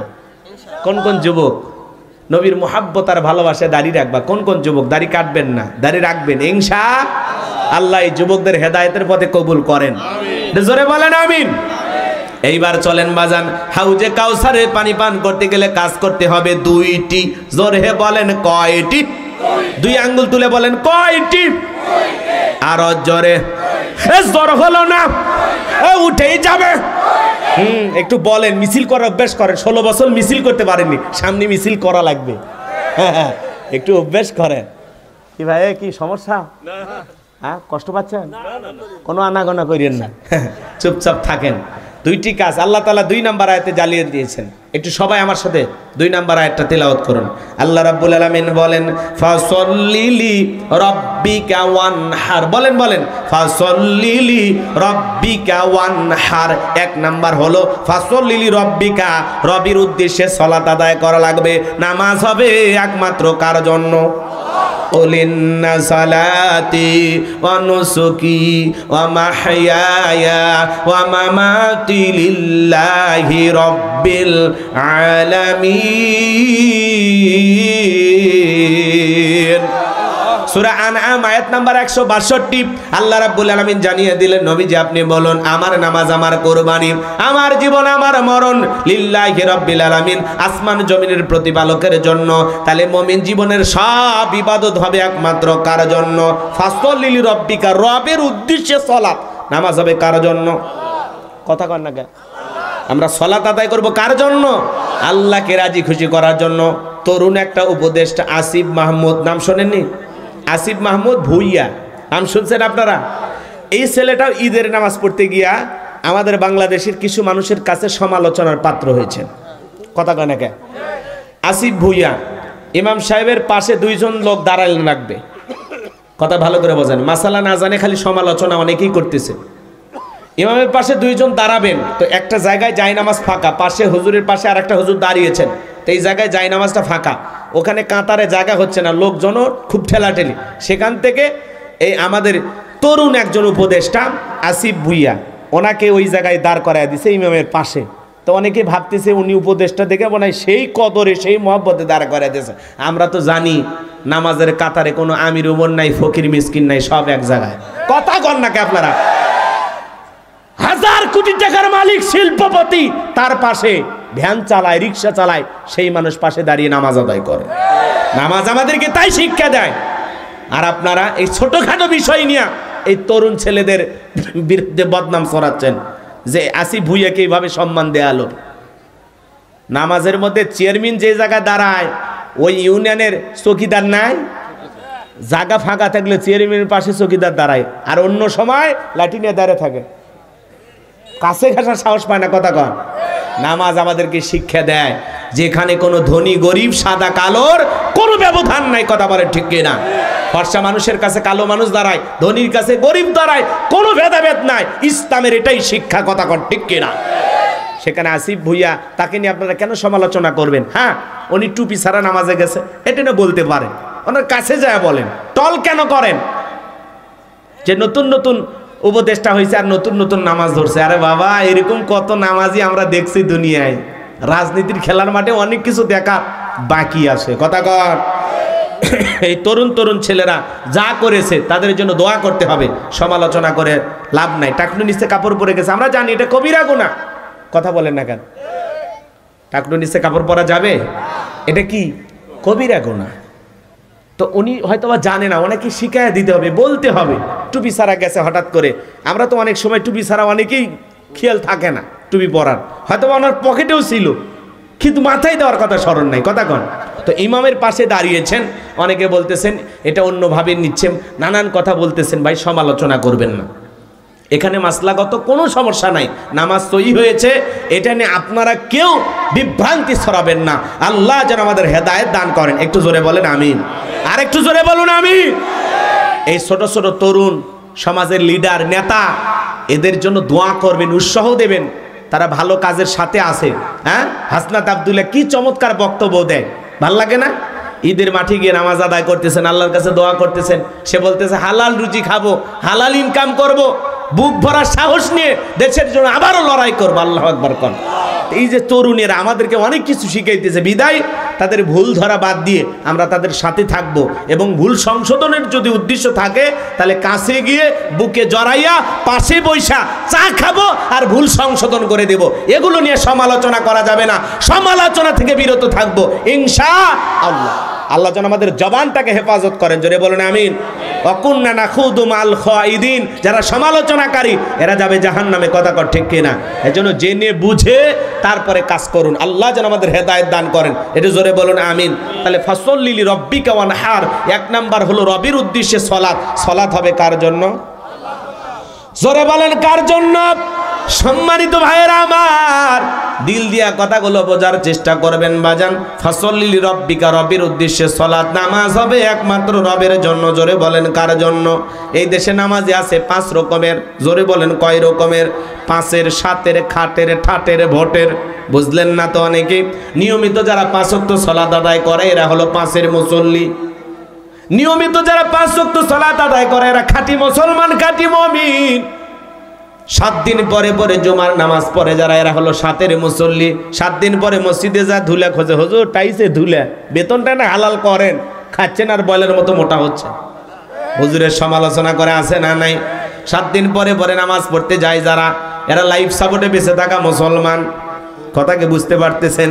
ভালো করে বোঝার চেষ্টা করবেন। মানুষ মরে গেলে জানাজার নামাজে যায় যারা, এরা হলো খাটের মুসল্লি। অমুক ব্যক্তি মারা গেছে, জানাজায় গিয়ে হাজির হয়েছে, ফজর পড়ে না কিন্তু জানাজা ছাড়ে না, আছে না নাই? বাবারে, ওই ব্যক্তির জানাজা হচ্ছে আজকে, কালকে তোমার আমার জানাজা হতে পারে। কথা বলেন না কেন? কার কখন মৃত্যু হবে আমরা কেউ জানি? আসবে মরণ কখনো কোথায় কারো জানা নাই, আসবে মরণ কখনো কোথায় কারো জানা নাই। তোমার জানাজার নামাজের আগে নামাজ পড়ো ভাই, তোমার জানাজার নামাজের আগে নামাজ পড়ো ভাই। জোরে কোন মারহাবা। নিজের জানাজার নামাজ অনুষ্ঠিত হওয়ার আগে একটু নামাজি হওয়ার দরকার আছে না নাই? কারা কারা 5 ওয়াক্ত সালাত আদায় করেন হাত তুলে দেখা। আল্লাহ আমাদেরকে 5 ওয়াক্ত নামাজি বানায়া দেন, একটু জোরে বলেন আমিন। আল্লাহ আমাদেরকে মসজিদমুখী বানায়া দেন, জোরে বলেন আমিন। ইহদিনাস সিরাতাল মুস্তাকিম, আল্লাহ যেন আমাদেরকে সহজ রাস্তা দান করেন, সরল পথ দেখান, জোরে বলেন আমিন। হাত নামান। অনেকে ওরা বাসা করতেছেন, কি খারাপ লাগে? হ্যাঁ, অস্থির হয়ে গেছেন আপনারা। দোয়া করে দেব? বলেন দোয়া করে দেব? কষ্ট হচ্ছে? এদিক খেয়াল করেন। তাহলে মানুষ মরে গেলে জানাজার নামাজ পড়ে যারা, খাটের মুসল্লি। খাটের মুসল্লি কারা? ঈদের নামাজ পড়ে যারা, সেই রকম সাদা পাঞ্জাবি পরে, হ্যাঁ টুপি পরে, মুশান নিয়ে স্ত্রীকে বলতেছে, দেখো তো আজকে ঈদের নামাজ পড়তে যেতে কেমন লাগতেছে। কয় তুমি আমার গরিবের শাকিব খান। কথা কয় না কেন? তোমাকে হেভি লাগতেছে। রাস্তাঘাট দিয়ে যায়, কয় দোস্ত কেমন লাগতেছে? কয় তামিলের নায়কের মতো। কথা কয় না কে? লাইক দিতেছে।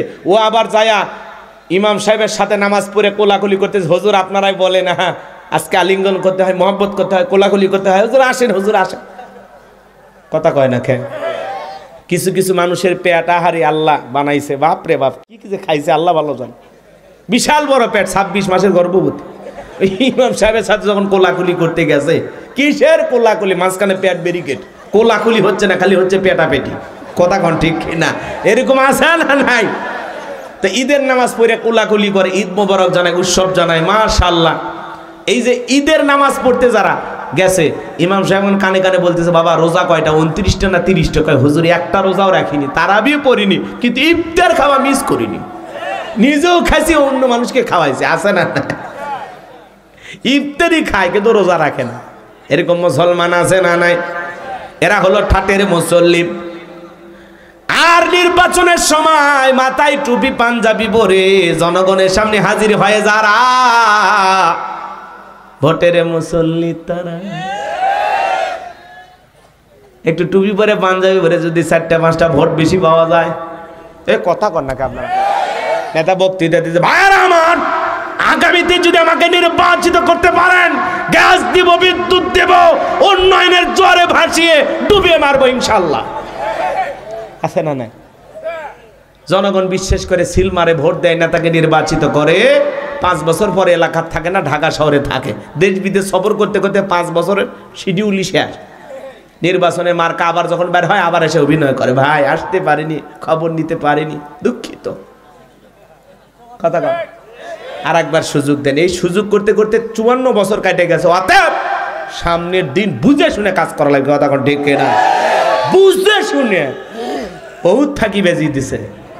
সামনে যারা কাছে থাকবে, পাশে থাকবে, ভালোবাসবে, আমানতদার, দিনদার, নেককার, নামাজি, আমানতের খেয়ানত করে না, দুর্নীতি করে না, চাল ডাল মেরে খায় না, ব্রিজ কালভার্টের টাকা লুটপাট করে না, দেশের টাকা বিদেশে পাচার করে না, এমন নেতাকে নির্বাচিত করতে হবে। আর দেখেন নাই 16 বছর তারা কি করেছে? লুটপাট করে খায়া 11 লক্ষ কোটি টাকা বিদেশে পাচার করেছে। নেতার গাড়ি বাড়ি সম্পদের বিশাল পাহাড়। কথা কন, বিদেশ থেকে যে গাড়ি আসছে এমপি মন্ত্রীর গাড়ি ফেরত পাঠাচ্ছি আমরা। হ্যাঁ, কথা কয় না গা, লাগাও। হ্যাঁ, নাই যে এমপি মন্ত্রী আছে 5-10 কোটি টাকা দেবের গাড়িগুলো গ্যারেজে পড়ে আছে, এমপি মন্ত্রী নাই। আছে আছে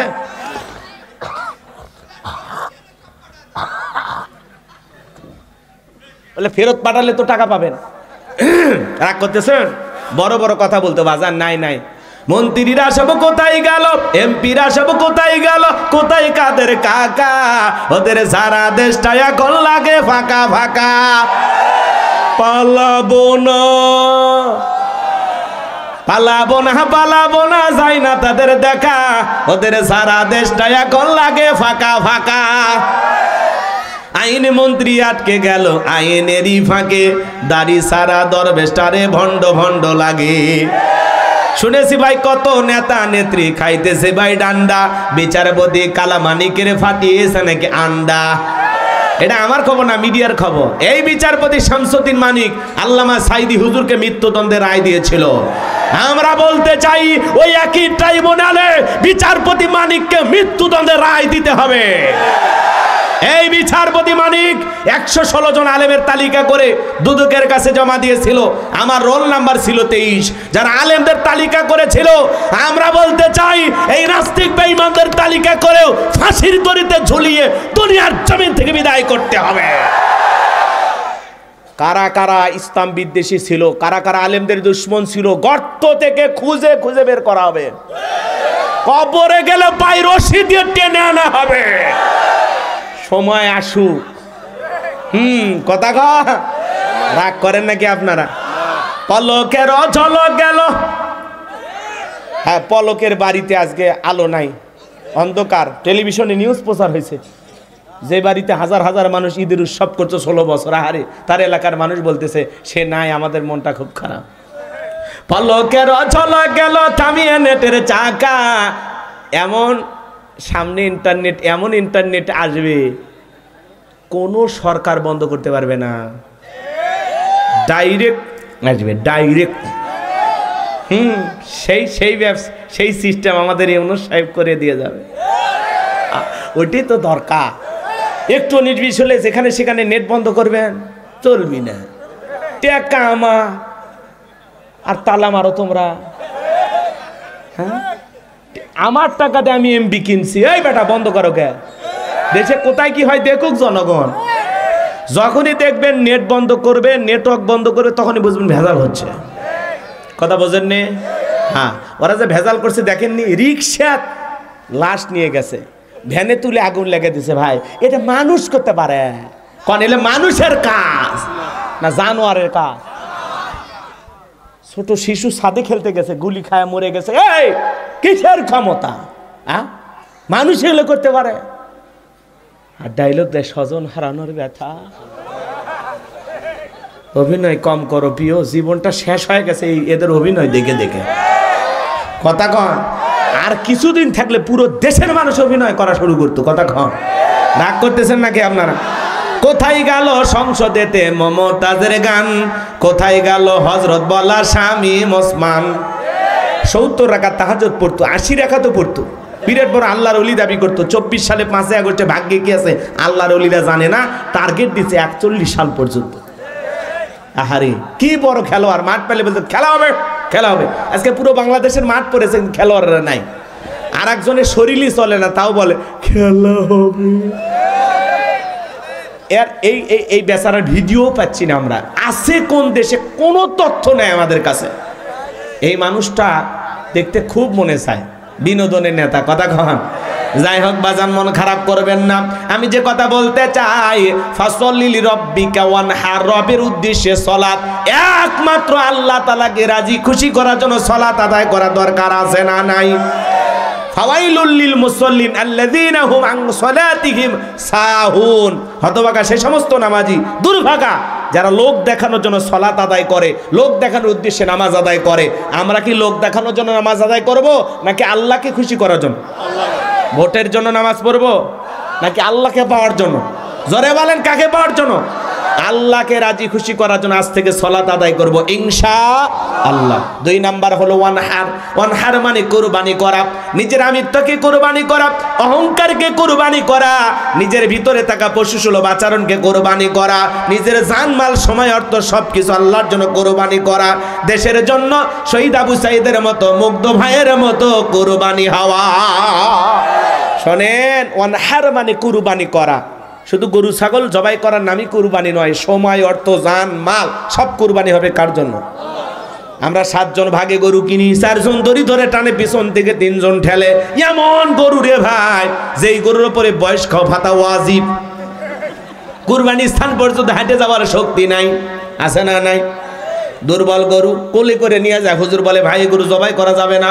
কয় না হুজুর, ওপরে হাত থেকে গেলে ভিতরে গোস্ত সেট করা আছে, আছে না নাই? এমন দুর্বল গাবি, গোস্ত টান দেবেন ঠাকুর গাছ চলে যাবি, ছাড়ে দিলে আবার ভেলাজান চলে আসবে। এরকম গোস্ত আছে না নাই ভাই? এরকম দুর্বল গাবি জবাই করা যাবে না। আল্লাহ বলেন তাসরুর নাদিরিন, চমৎকার আকর্ষণীয় হুষ্টপুষ্ট দেখতে সুন্দর গাবি জবাই করা দরকার আছে না নাই? যারা কুরবানি দিবেন, কুরবানির ওয়াজ আপনাদের মসজিদের হুজুর করবে, আমার করার সময় নাই। 3টা জিনিস খেয়াল রাখবেন যারা কুরবানি দেবেন। 1 নাম্বার নিয়ত সহি, ইন্নামাল আমালু বিন্নিয়াত। প্রত্যেকটা কাজ নিয়তের উপর নির্ভরশীল, যে কুরবানি আল্লাহর জন্য। কার জন্য? ছেলে মেয়ের জন্য না, জামাই বাড়িতে গোস্ত পাঠানোর জন্য না। অনেকে বলে ছেলে মেয়ে গোস্ত দিকে তাকা থাকবে, জামাই বাড়িতে গোস্ত না পাঠালে মান সম্মান থাকবে না, অতএব কিস্তি তুলে হলেও কুরবানি দেব, হবে হবে না। কুরবানি আল্লাহর জন্য। কার জন্য? আগে খাওয়ার নিয়ত করেন, কে মানুষকে দিয়ে খাবেন। কুরবানি করা মানে কি? ত্যাগ করা, উৎসর্গ করা, স্যাক্রিফাইস করা, বিলিয়ে দেয়া, বন্টন করা। ভোগের নাম কুরবানি নয়, ত্যাগের নাম হলো কুরবানি। কথা কয় না কে? কত মানুষ মশলা বেটে বসে থাকে, গরিব দুঃখী মানুষ আদা রসুন বাইটে মশলা বাইটে বসে আছে, জান না? 1 থালা দিয়ে আসেন, উনি ওনার গরিব দুঃখী সন্তানকে একটু খাওয়ায় দিক। কথা কয় না কে? অন্যের মুখে হাসি ফুটানোর নাম হলো কোরবানি। কথা বলেন ঠিক কিনা? তাহলে ভালো করে বোঝার চেষ্টা করবেন। 1 নাম্বার নিয়ত সহি, কুরবানি আল্লাহর জন্য। 2 নাম্বার আপনার টাকাটা হালাল হওয়া লাগবে, ইনকামটা বৈধ হওয়া লাগবে। হালাল উপার্জনের টাকা দিয়ে কুরবানি দেওয়া লাগবে। সুদ ঘুষের টাকা, হারাম উপার্জনের টাকা দিয়ে কুরবানি দিলে হবে না। আর 3 নাম্বার হলো ফাসল্লি লিরাব্বিকা ওয়ানহার। আগে নামাজ পড়ো, তারপরে কুরবানি করো। নামাজি হয়ে কুরবানি দেওয়া লাগবে। আর আপনি ফজরের নামাজ নাই, ঈদের নামাজ নাই, 9টার দিকে গরু দড়ি ধরে বসে আছে, দিলে ভাই তোমার কুরবানি হবে না, এটা খালি গোস্ত খাওয়া হবে। কথা কয় না গো, খালি গোস্ত খাওয়া হবে, কিন্তু আল্লাহর দরবারে এই কুরবানি কবুল হবে না। কথা কি বুঝতেন? নামাজি হয়ে কুরবানি দেবেন, কি মনে থাকবে ইনশাআল্লাহ। 3 নাম্বার আয়াত, ইন্না শানিয়াকা হুয়াল আবতার। আল্লাহু আকবার। বলে নবী মন খারাপ করবেন না, স্যার আপনাকে লেস কাটারির বংশ বলে গো নবী, আপনি কষ্ট মনের মধ্যে নেবেন না। এই পৃথিবীর জমিনে ওদের বংশে বাতি জ্বালানোর কেউ থাকবে না নবী গো। যারা আপনাকে নিয়ে সমালোচনা করে লেসকাটানির বংশ বলে, এই জন্য আপনি কষ্ট মনের মধ্যে নেবেন না। আমি আল্লাহ তাআলা ছোটবেলায় আপনার সন্তানগুলোকে উঠায় নিলাম, এই জন্য কষ্ট মনের মধ্যে পাবেন না। এই পৃথিবীর জমিনে আপনাকে মহব্বত করা, আপনাকে ভালোবাসার কোটি কোটি রুহানি সন্তান পাঠাবো, যারা আপনার জন্য জীবন দিতে প্রস্তুত থাকবে। বলুন আল্লাহু আকবার। তাম পৃথিবীতে 700 কোটির উপরে মানুষ, এর মধ্যে 200 কোটির উপরে হলো মুসলমান। আমরা সবাই নবীজির রুহানি সন্তান। সুবহানাল্লাহ। আমরা নবীজির কি সন্তান? রুহানি সন্তান। ভালো করে বোঝার চেষ্টা করবেন। ফ্রান্সের জালেমেরা কার্টুন প্রদর্শন করলো, নাকটা ব্যাকা করে দিয়ে মুখে কয়েকটা দাড়ি লাগা বলিনি মুহাম্মদ, জোরে কোন নাউজুবিল্লাহ। আমার নবী কি দেখতে কার্টুনের মতো? এই পৃথিবীর সবচাইতে সুন্দর মানুষটির নাম মুহাম্মদ রাসূলুল্লাহ সাল্লাল্লাহু আলাইহি ওয়াসাল্লাম। নবীর ছবি কি পৃথিবীর কারো কাছে আছে? তাম পৃথিবীর মানুষেরা ঐক্যবদ্ধ হয়ে বলে, ওই ফ্রান্সের জালেমেরা কার্টুন প্রদর্শন বন্ধ কর, নইলে পৃথিবীর মানচিত্র থেকে ফ্রান্সকে মুছে ফেলা দেওয়া হবে। ওরা তখন বাধ্য হয়ে কার্টুন প্রদর্শন বন্ধ করেছিল। কথা বলেন ঠিক কিনা? ভালো করে বোঝার চেষ্টা করবেন। এই পৃথিবীর সবচেয়ে সুন্দর মানুষটির নাম মুহাম্মদ রাসূলুল্লাহ সাল্লাল্লাহু আলাইহি সাল্লাম, যে নবী 63 বছরের জিন্দেগিতে একটি মিথ্যা কথা বলেননি। এমন বিশ্ব রেকর্ড পৃথিবীর আর কোন নেতার আছে? ওরা ভরা পেটে মিথ্যা বলে, খালি পেটে মিথ্যা বলে, ঘুমানোর আগেও মিথ্যা, ঘুম থেকে উঠে মিথ্যা। মিথ্যা বলতে বলতে চেহারা বেঁকা হয়েছে, পা কবরে চলে গেছে, তাও মিথ্যা বলা ছাড়ে না। আর আমার নবী 63 বছরের জিন্দেগিতে একটি মিথ্যা কথা বলেননি। সুবহানাল্লাহ। কোন জীবনে কখনো তুমি মিথ্যে বলনি, তাই তো তোমায় পেতে কাঁদে এই ধরনী। জোরে কোন মারহাবা। সেই নবীকে নেতা মানতে রাজি আছেন তো? ইনশাল্লাহ। আদর্শ মানতে রাজি আছেন তো? হে যুবক, তোমার আমার মডেল মেসি নেইমার না। মেসি কাটিং চুল কাটো, মেসি খ্রিস্টান, ওকে অনুসরণ করলে ও জাহান্নামে যাবে, তুমিও জাহান্নামে যাইবা। তোমার আমার স্টাইল হবে, মডেল হবে নবী মুহাম্মাদের মতো। কথা কয় না, কথা কয় না। মেসি কাটিং, মেসির জার্সি পরো, নবী মুহাম্মদকে ভালোবেসে পাঞ্জাবি লাগাও, মুখে দাড়ি রাখো, আউল ফাউল কাটিং বাদ দাও, চুলের স্টাইল করে কাটে পিছনে লেগে রাখছে আর আরতে রুজি না, অক্সর আমি বুঝি না। হ্যাঁ, অ্যাঙ্গেলে মার দিছে। ক্লাস 7-এ পরে সেই মেয়ের বালিশের নিচে 7টা সিম কার্ড। এ কথা কর না কে? আর অনেকের বউ কি করে পরে বলতেছি, রাগ করতেছেন নাকি আপনারা? হ্যাঁ, সাইজ করা লাগবে তো, আইসে গেছে, রাগ করতেছেন? লিল্লাহে তাকবীর। শোনেন বাজান গো আমার, আমি গুনাহগার যে কথা বলতে চাচ্ছিলাম, হৃদয়ের কান পেতে কথাগুলো শুনে যান। বিশ্ব নবীকে গালি দিয়েছিল ওলীদ বিন মুগীরা, ওয়াকাত্ত ভাষায় নবীকে গালি দেয়। আল্লাহ তাআলা আসমান থেকে আয়াত নাজিল করে বলেন, উতুল্লিম বাদা যালিকা জানিম। নবী গো, এই ওলীদ বিন মুগীরা হলো পিতৃ পরিচয়হীন, যার সন্তান ওর জন্মের ঠিক নাই। কথা কয় না, কথা কয় না। ওর জন্মের ঠিক নাই। ওলীদ বিন মুগীরা চলে গেল তার মায়ের কাছে। তার মায়ের নাম ছিল ঝর্ণা। যায় বলে, মা করবি না কোনো তাল বাহানা, নবী মুহাম্মদ আমাকে বলেছেন উতুল্লিম বাদা যালিকা জানিম, আমি নাকি পিতৃ পরিচয়হীন যার সন্তান।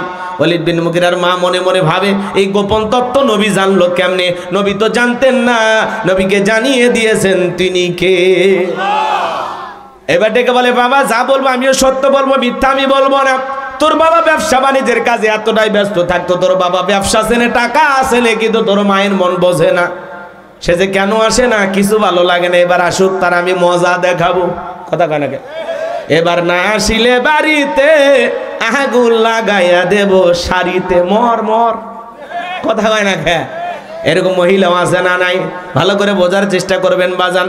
ওলীদ বিন মুগীরার মা বলতেছে, বাবা তোর বাবা ব্যবসা বাণিজ্যের টাকা আছে নি, ব্যবসাকে তোর মায়ের মন বোঝে না। বাড়ির আশেপাশে তোর চাচা ঘুরঘুর করতেছিল। ভালো করে বোঝেন নাকি? হ্যাঁ, চাচা বোঝেন না? দেবর দেবর বোঝেন? এলাকার মা বোন আছে, আপনাদের এলাকায় মা বোন আছে। মা বোনদের বলে যায়, মা স্বামী যখন বিদেশে থাকে, বাইরে থাকে, দেখবেন বাড়ির আশেপাশে কিন্তু দেবর ঘুরঘুর করে, ওরা স্লোগান দেয়, ভাবি ভাইয়া তোমার বর, আমি যে দেবর, ভেবে দেখো ভাবি কার কত দাবি, ভাই গেছে মালয়েশিয়ায়, আমি তো দেশে আসি। সুযোগ পাইলে ভাবি রুমে প্রবেশ করে বলে, ভাবি আপনার যে চেহারা দেখে মনে হয় না যে আপনার বিয়ে হয়েছে। এই বদমাইশ, বিয়ে নলে ভাবিটা কিস কারে? ভাবি যদি নেককার আবেদা সালেহা মুমিনা হইতো, ভাবি যদি আলেমা হইতো, হাফেজা হইতো, আল্লাহর কোরআন তিলাওয়াত করে বলতো কুল্লিল মুমিনিনা ইয়াগুদ্দুনা মিন আবসারিহিম। হে দেবর, আল্লাহ বলেছেন মুমিন পুরুষের দৃষ্টি থাকবে নিচের দিকে। আমাকে দেখার অধিকার তোর ভাইয়ের আছে, তোর জন্য আমাকে দেখা জায়েজ নাই, ঘর থেকে বের হয়ে যা। কথা কর। কিন্তু ডিজিটাল ভাবি, ডিজিটাল দেবর এই কথাগুলো বলে ভাবি এনজয় করে যে তুই আমার প্রশংসা করিস, তোর ভাই তো ফিরেও তাকায় না, আছে না নাই? এজন্য মা বোন যারা বাস শুনতেছেন, মা দুইটা পুরুষ হইতে দূরে থাকবেন, একটা দেবর আর একটা দুলাভাই। এরা হলো মৃত্যু তুল্য বিষাক্ত সাপের চাইতেও ভয়ঙ্কর। দুলাভাই যে কত বড় জানোয়ার আপনারা বুঝে গেছেন। আসিয়ার দুলাভাই, কথা কয় না কে? আসিয়ার দুলাভাই প্রমাণ করে দিল ১৫০০ বছর আগে আল্লাহ যে আইন দিয়েছে, আল্লাহর যে বিধান, পর্দাকে যদি বৃদ্ধাঙ্গুলি দেখাও এরকম হাজারো আসিয়া বিদায় নিয়ে যাবে, তারপরে সমাজ পরিবর্তন হবে না। এই সমাজ যদি পরিবর্তন করতে চান, ১৫০০ বছর আগে আল্লাহ যে পর্দার বিধান দিয়েছেন, নারীদের জন্য পর্দাকে ফরজ করে দিয়েছেন, এই বিধান মানলে শান্তি, এই বিধান মানলে মুক্তি। আল্লাহ বলেন নকরনা ফি বুয়ুতিকুন্না ওয়ালা তাবাররাজনা তাবাররুজাল জাহিলিয়াতিল উলা। নারীরা তোমরা ঘরের ভিতর অবস্থান করো, খবরদার জাহিলিয়াতি যুগের মেয়েদের মতো নোংরা অশ্লীল পোশাক পরে নিজের দেহকে প্রদর্শন করো না। নারীদের দায়িত্ব হলো নিজেকে পর্দায় রাখা। কথা বলেন ঠিক কিনা? দুলাভাইয়ের সামনে আরো বেশি করে সাজে গুজে যায় আর বলে দেখেন তো দুলাভাই কেমন লাগতেছে, এটা কিন্তু আপনি কিনে দিয়েছেন। এরকম ডিজিটাল শালিও আছে না নাই? কলাপদ দুলাভাইয়ের সামনে পর্দা করা নফল না ফরজ? দেখা করে যায় আপন ভাইয়ের মতোই তো নাকি কন? মা, ও মা, আসিয়া প্রমাণ করে দিল মা, এই ৮ বছরের শিশু, তার উপরে কি বর্বর নির্যাতন। ৩ জন পশু মিলে তাকে গণধর্ষণ করেছিল, 2টা ছেলে আর একটা বাপ। তাওই চেনেন না? বিলেত দিয়ে কেটে তার লজ্জাস্থান, একটা ছোট্ট মেয়ে, কি যন্ত্রণা, কি কষ্ট দেওয়া হয়েছে। যেই জানোয়ারের এই কষ্ট দিয়েছে, 90 দিন পর নাকি তাদের বিচার হবে। আমরা তো এতদিন অপেক্ষা করতে পারতেছি। এই জানোয়ারদের অতি দ্রুত ফাঁসি হওয়া দরকার, আছে না নাই? এই জন্য আজকে সমাজে ধর্ষণ হয়, বিচার হয় না। এই সমাজে ধর্ষণ বন্ধ হবে সেই দিন, আল্লাহর কোরআন দিয়ে বিচার করা হবে যেই দিন। কথা বলেন। একজন ধর্ষকের বিচার যদি আল্লাহর কোরআন দিয়ে করা হয়, একজন জিনাকারী নারী পুরুষের বিচার আল্লাহর কোরআন দিয়ে যদি করা হয়, বাইতুল মুকাররমের সামনে নিয়ে এসে পাথর মেরে সংসার করে দুনিয়ার জমিন থেকে যদি বিদায় করে দেওয়া হয়, সমস্ত ধর্ষকেরা আটকে উঠবে। কথা বলে ঠিক না? ডাইরেক্ট মৃত্যু। কথা কন। খালি একটা বিচার করে দেখেন, একটা খালি টেস্ট করে দেখেন। যুবকেরা ইফটিজিং করা দূরের কথা, নারীর দিকে বাঁকা চোখে তাকাবে না। কথা বলে ঠিক না? যুবকদের স্বপ্নদোষ বন্ধ হয়ে যাবে। কথা কন। এই জন্য আল্লাহর কোরআন দিয়ে বিচার করা লাগবে। এদেশে চুরি দুর্নীতি কোনো কিছু বন্ধ করতে পারতেছি না। ১৫০০ বছর আগে আল্লাহ আইন দিয়েছেন, চোর যদি চুরি করে, ওয়াসারিকু ওয়াসারিকাতু ফাকতাউ আইদিয়াহুমা জাযাআম বিমা কাসাবা নাকালাম মিনাল্লাহ। আল্লাহু আকবার কোন। সূরা মায়েদার ৩৮ নম্বর আয়াতে আল্লাহ তাআলা ১৫০০ বছর আগে আইন দিয়েছেন, চোর পুরুষ হোক আর নারী হোক, আল্লাহর বিধান, আল্লাহর ফয়সালা অপরাধ প্রমাণিত হয়েছে, চোরের হাত কেটে দাও। একটা চোরের হাত কেটে বাইতুল মুকাররমের সামনে নিয়েছে, সোশ্যাল মিডিয়ার মাধ্যমে যদি আমরা ফলাও করে প্রচার করতে পারতাম, বাংলাদেশের সমস্ত চোরেরা তওবা করে আল্লাহর ওলি হয়ে যেত। কিন্তু কে বন্ধ করবে? সরিষাই তো ভূত। সরিষাই কি নেতা যে আল্লাহর আইন চালু করবে, ও দেখে বাপরে বাপ, আমি এই হাত দিয়ে যে দুর্নীতি করছি, আগে তো আমার হাত কাটা যাবে, এই ভয়ে ওরা আল্লাহর আইন চায় না। কথা কন। এলে উচিত কথা বলে অনেকের খারাপ লাগে। কিসের খারাপ লাগে আপনার? লাগুক। 5 জন মানুষ ভালো হোক, 5000 ভালো হবে কিনা জানি না, 5 জন ভালো হলে 5000-এর কাজ করবে। হ্যাঁ, ঠিক হতে হবে। তাহলে সমাজ পরিবর্তন করতে হলে লাগবে কার আইন? জমিন যার, আইনটাও চলতে হবে তার। আলা আলাহুল খলকু ওয়াল আমরু, সৃষ্টি যার, আইন চলবে সে আল্লাহ।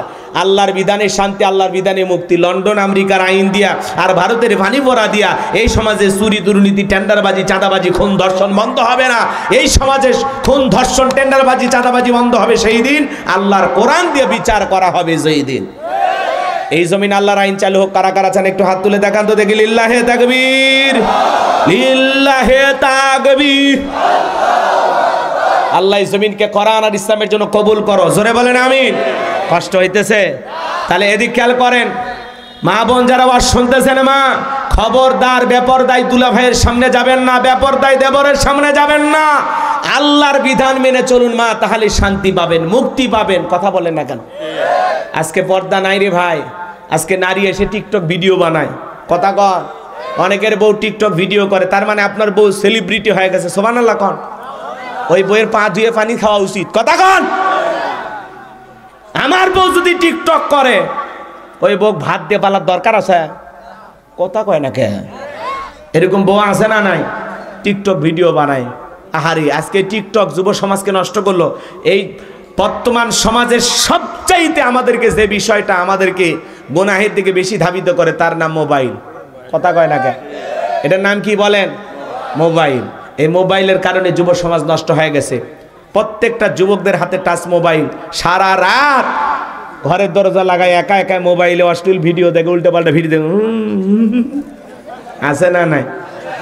দেশে মোবাইল আইছে, চিঠি বন্ধ হইয়াছে, দিওয়ানা বানাইছে, পোলা মাইয়ার মনের কথা ভাসে বাতাসে।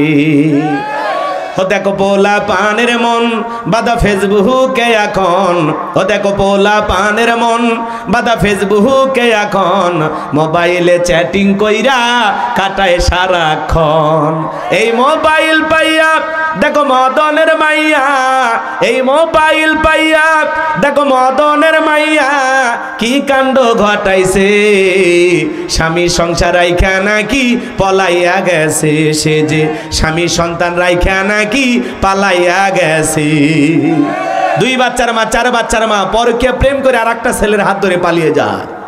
যে নারী স্বামী রেখে সন্তান রেখে আর একটা ছেলের হাত ধরে পালিয়ে যায়, ওটা নারী না, ওটা পাশানি, ডাইনি, বিশ্বাসঘাতক নারী।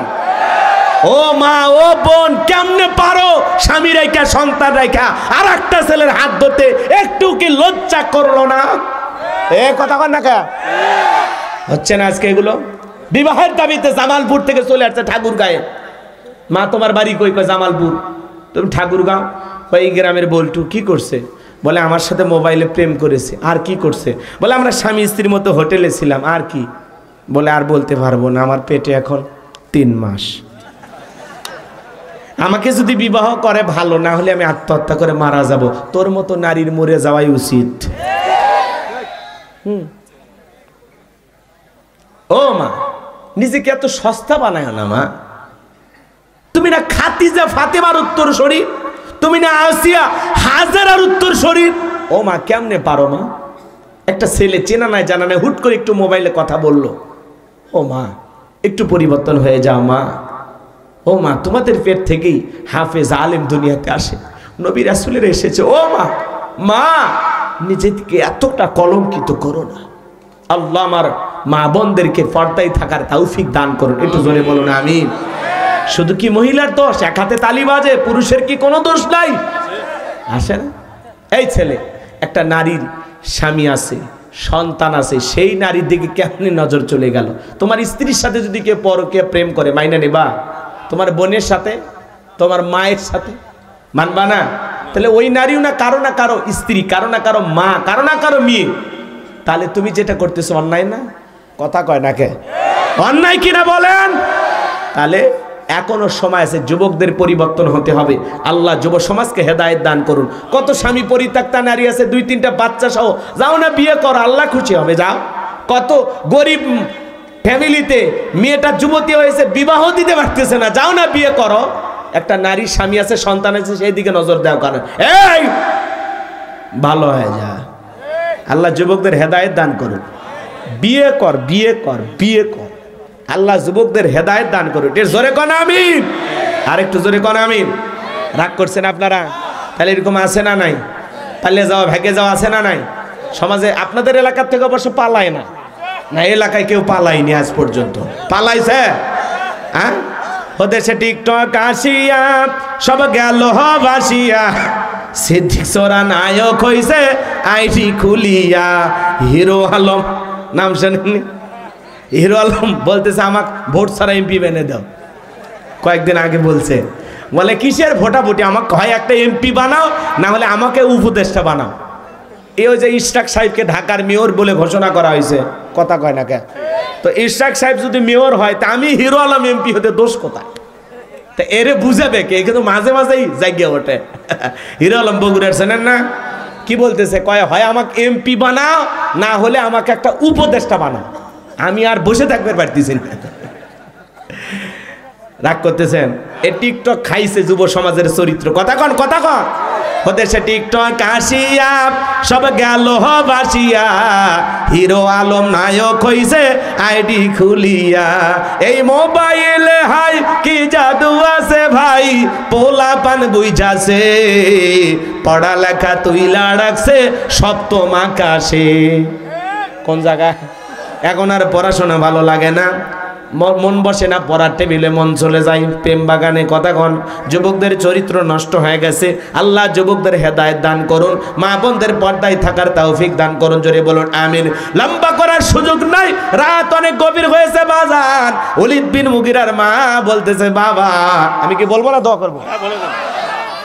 হ্যাঁ হ্যাঁ শেষ করে দেই নাকি? বলবো বলবো?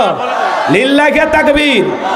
ওলীদ বিন মুগীরার মা বলতেছে, বাবা তোর চাচারে দিয়া মনের বাসনা পূরণ করলাম, যার ফলে তোর জন্ম হয়েছে। নবী যে তথ্য দিয়েছে 100% সত্য। ভালো করে বোঝার চেষ্টা করবেন। এই ফ্রান্সের মানুষেরা নবীকে কেন গালি দেয়? পৃথিবীর 228টা রাষ্ট্র নিয়ে গবেষণা করা হলো, ফ্রান্সের লোকেরা নবীকে কেন গালি দেয়। এইবার গবেষণায় বের হয়ে আসছে বাজান গো আমার, ফ্রান্সের মহিলারা বিয়ের আগেই বাচ্চা জন্ম দেয়। বিয়ের আগে যদি কারো সন্তান হয়, এটা বৈধ না অবৈধ, হালাল জাদা না কি জাদা? রাগ করতেছেন নাকি আপনারা? নবী এদিক খেয়াল করেন, নবীকে গালি দেবে যারা নিঃসন্দেহ অবৈধ, যার সন্তান তারা। নবীকে গালি দিবে যারা জন্মের ঠিক নাই, ওরা বাস্টার্ড। কথা বলেন ঠিক কি না? এই জন্য বাজান গো আমার, ভারতেই গালি দেখ আর বাংলাদেশেই গালি দেখ, নবীকে যারা গালি দেবে, আম্মা জান আয়েশাকে যারা সম্মান করে গালি দেবে, পৃথিবীর জমিনে নবীকে যারাই গালি দেখ না কেন, মনে রাখবেন নবীকে গালি দিবে যারা অবৈধভাবে দুনিয়াতে জন্ম হয়েছে, তারা। ওদের জন্মের ঠিক নাই। কথা কর। যে নবীর চরিত্রের সার্টিফিকেট আল্লাহ দিয়ে বলেন, ইন্নাকা লাআলা খুলুকিন আযীম, নবী হলেন পুত পবিত্র মহান চরিত্রের অধিকারী। যে নবীর চরিত্রের সার্টিফিকেট আল্লাহ দিয়েছেন, সুবহানাল্লাহ কর। যে নবীর চরিত্রের কোনো তুলনা নাই। আযীম আরবিতে এমন একটি শব্দ যার গভীরতা মাপা যায় না। এই জন্য নবীকে বাঁকা চোখে তাকাইয়া, নবীকে উল্টা পাল্টা মন্তব্য যারা করবে, নবীকে নিয়ে, নবীর পরিবারকে নিয়ে যারা কুরুচিপূর্ণ মন্তব্য করবে, ওই নাস্তিক বেঈমানকে ধইরা আর বুকের উপরে চইরা জিহ্বা টান দিয়ে ছিঁড়ে কুকুরকে খাওয়ায় দেব। কথা কোন ঠিক কেরা? তুমি আমার বাপকে গালি দাও মাইনে নেব, মাকে গালি দাও মাইনে নেব, আমারে গালি দাও মাইনে নেব, আমার দলকে গালি দাও মাইনে নেব, কিন্তু নবীজির অপমান মেনে নেওয়া হবে না। নবীর জন্য আমরা জীবন দিতে প্রস্তুত। ওই নাস্তিকদের বিরুদ্ধে কারা কারা প্রতিবাদ করতে রাজি? দুই হাত তুলে আল্লাহকে দেখাও।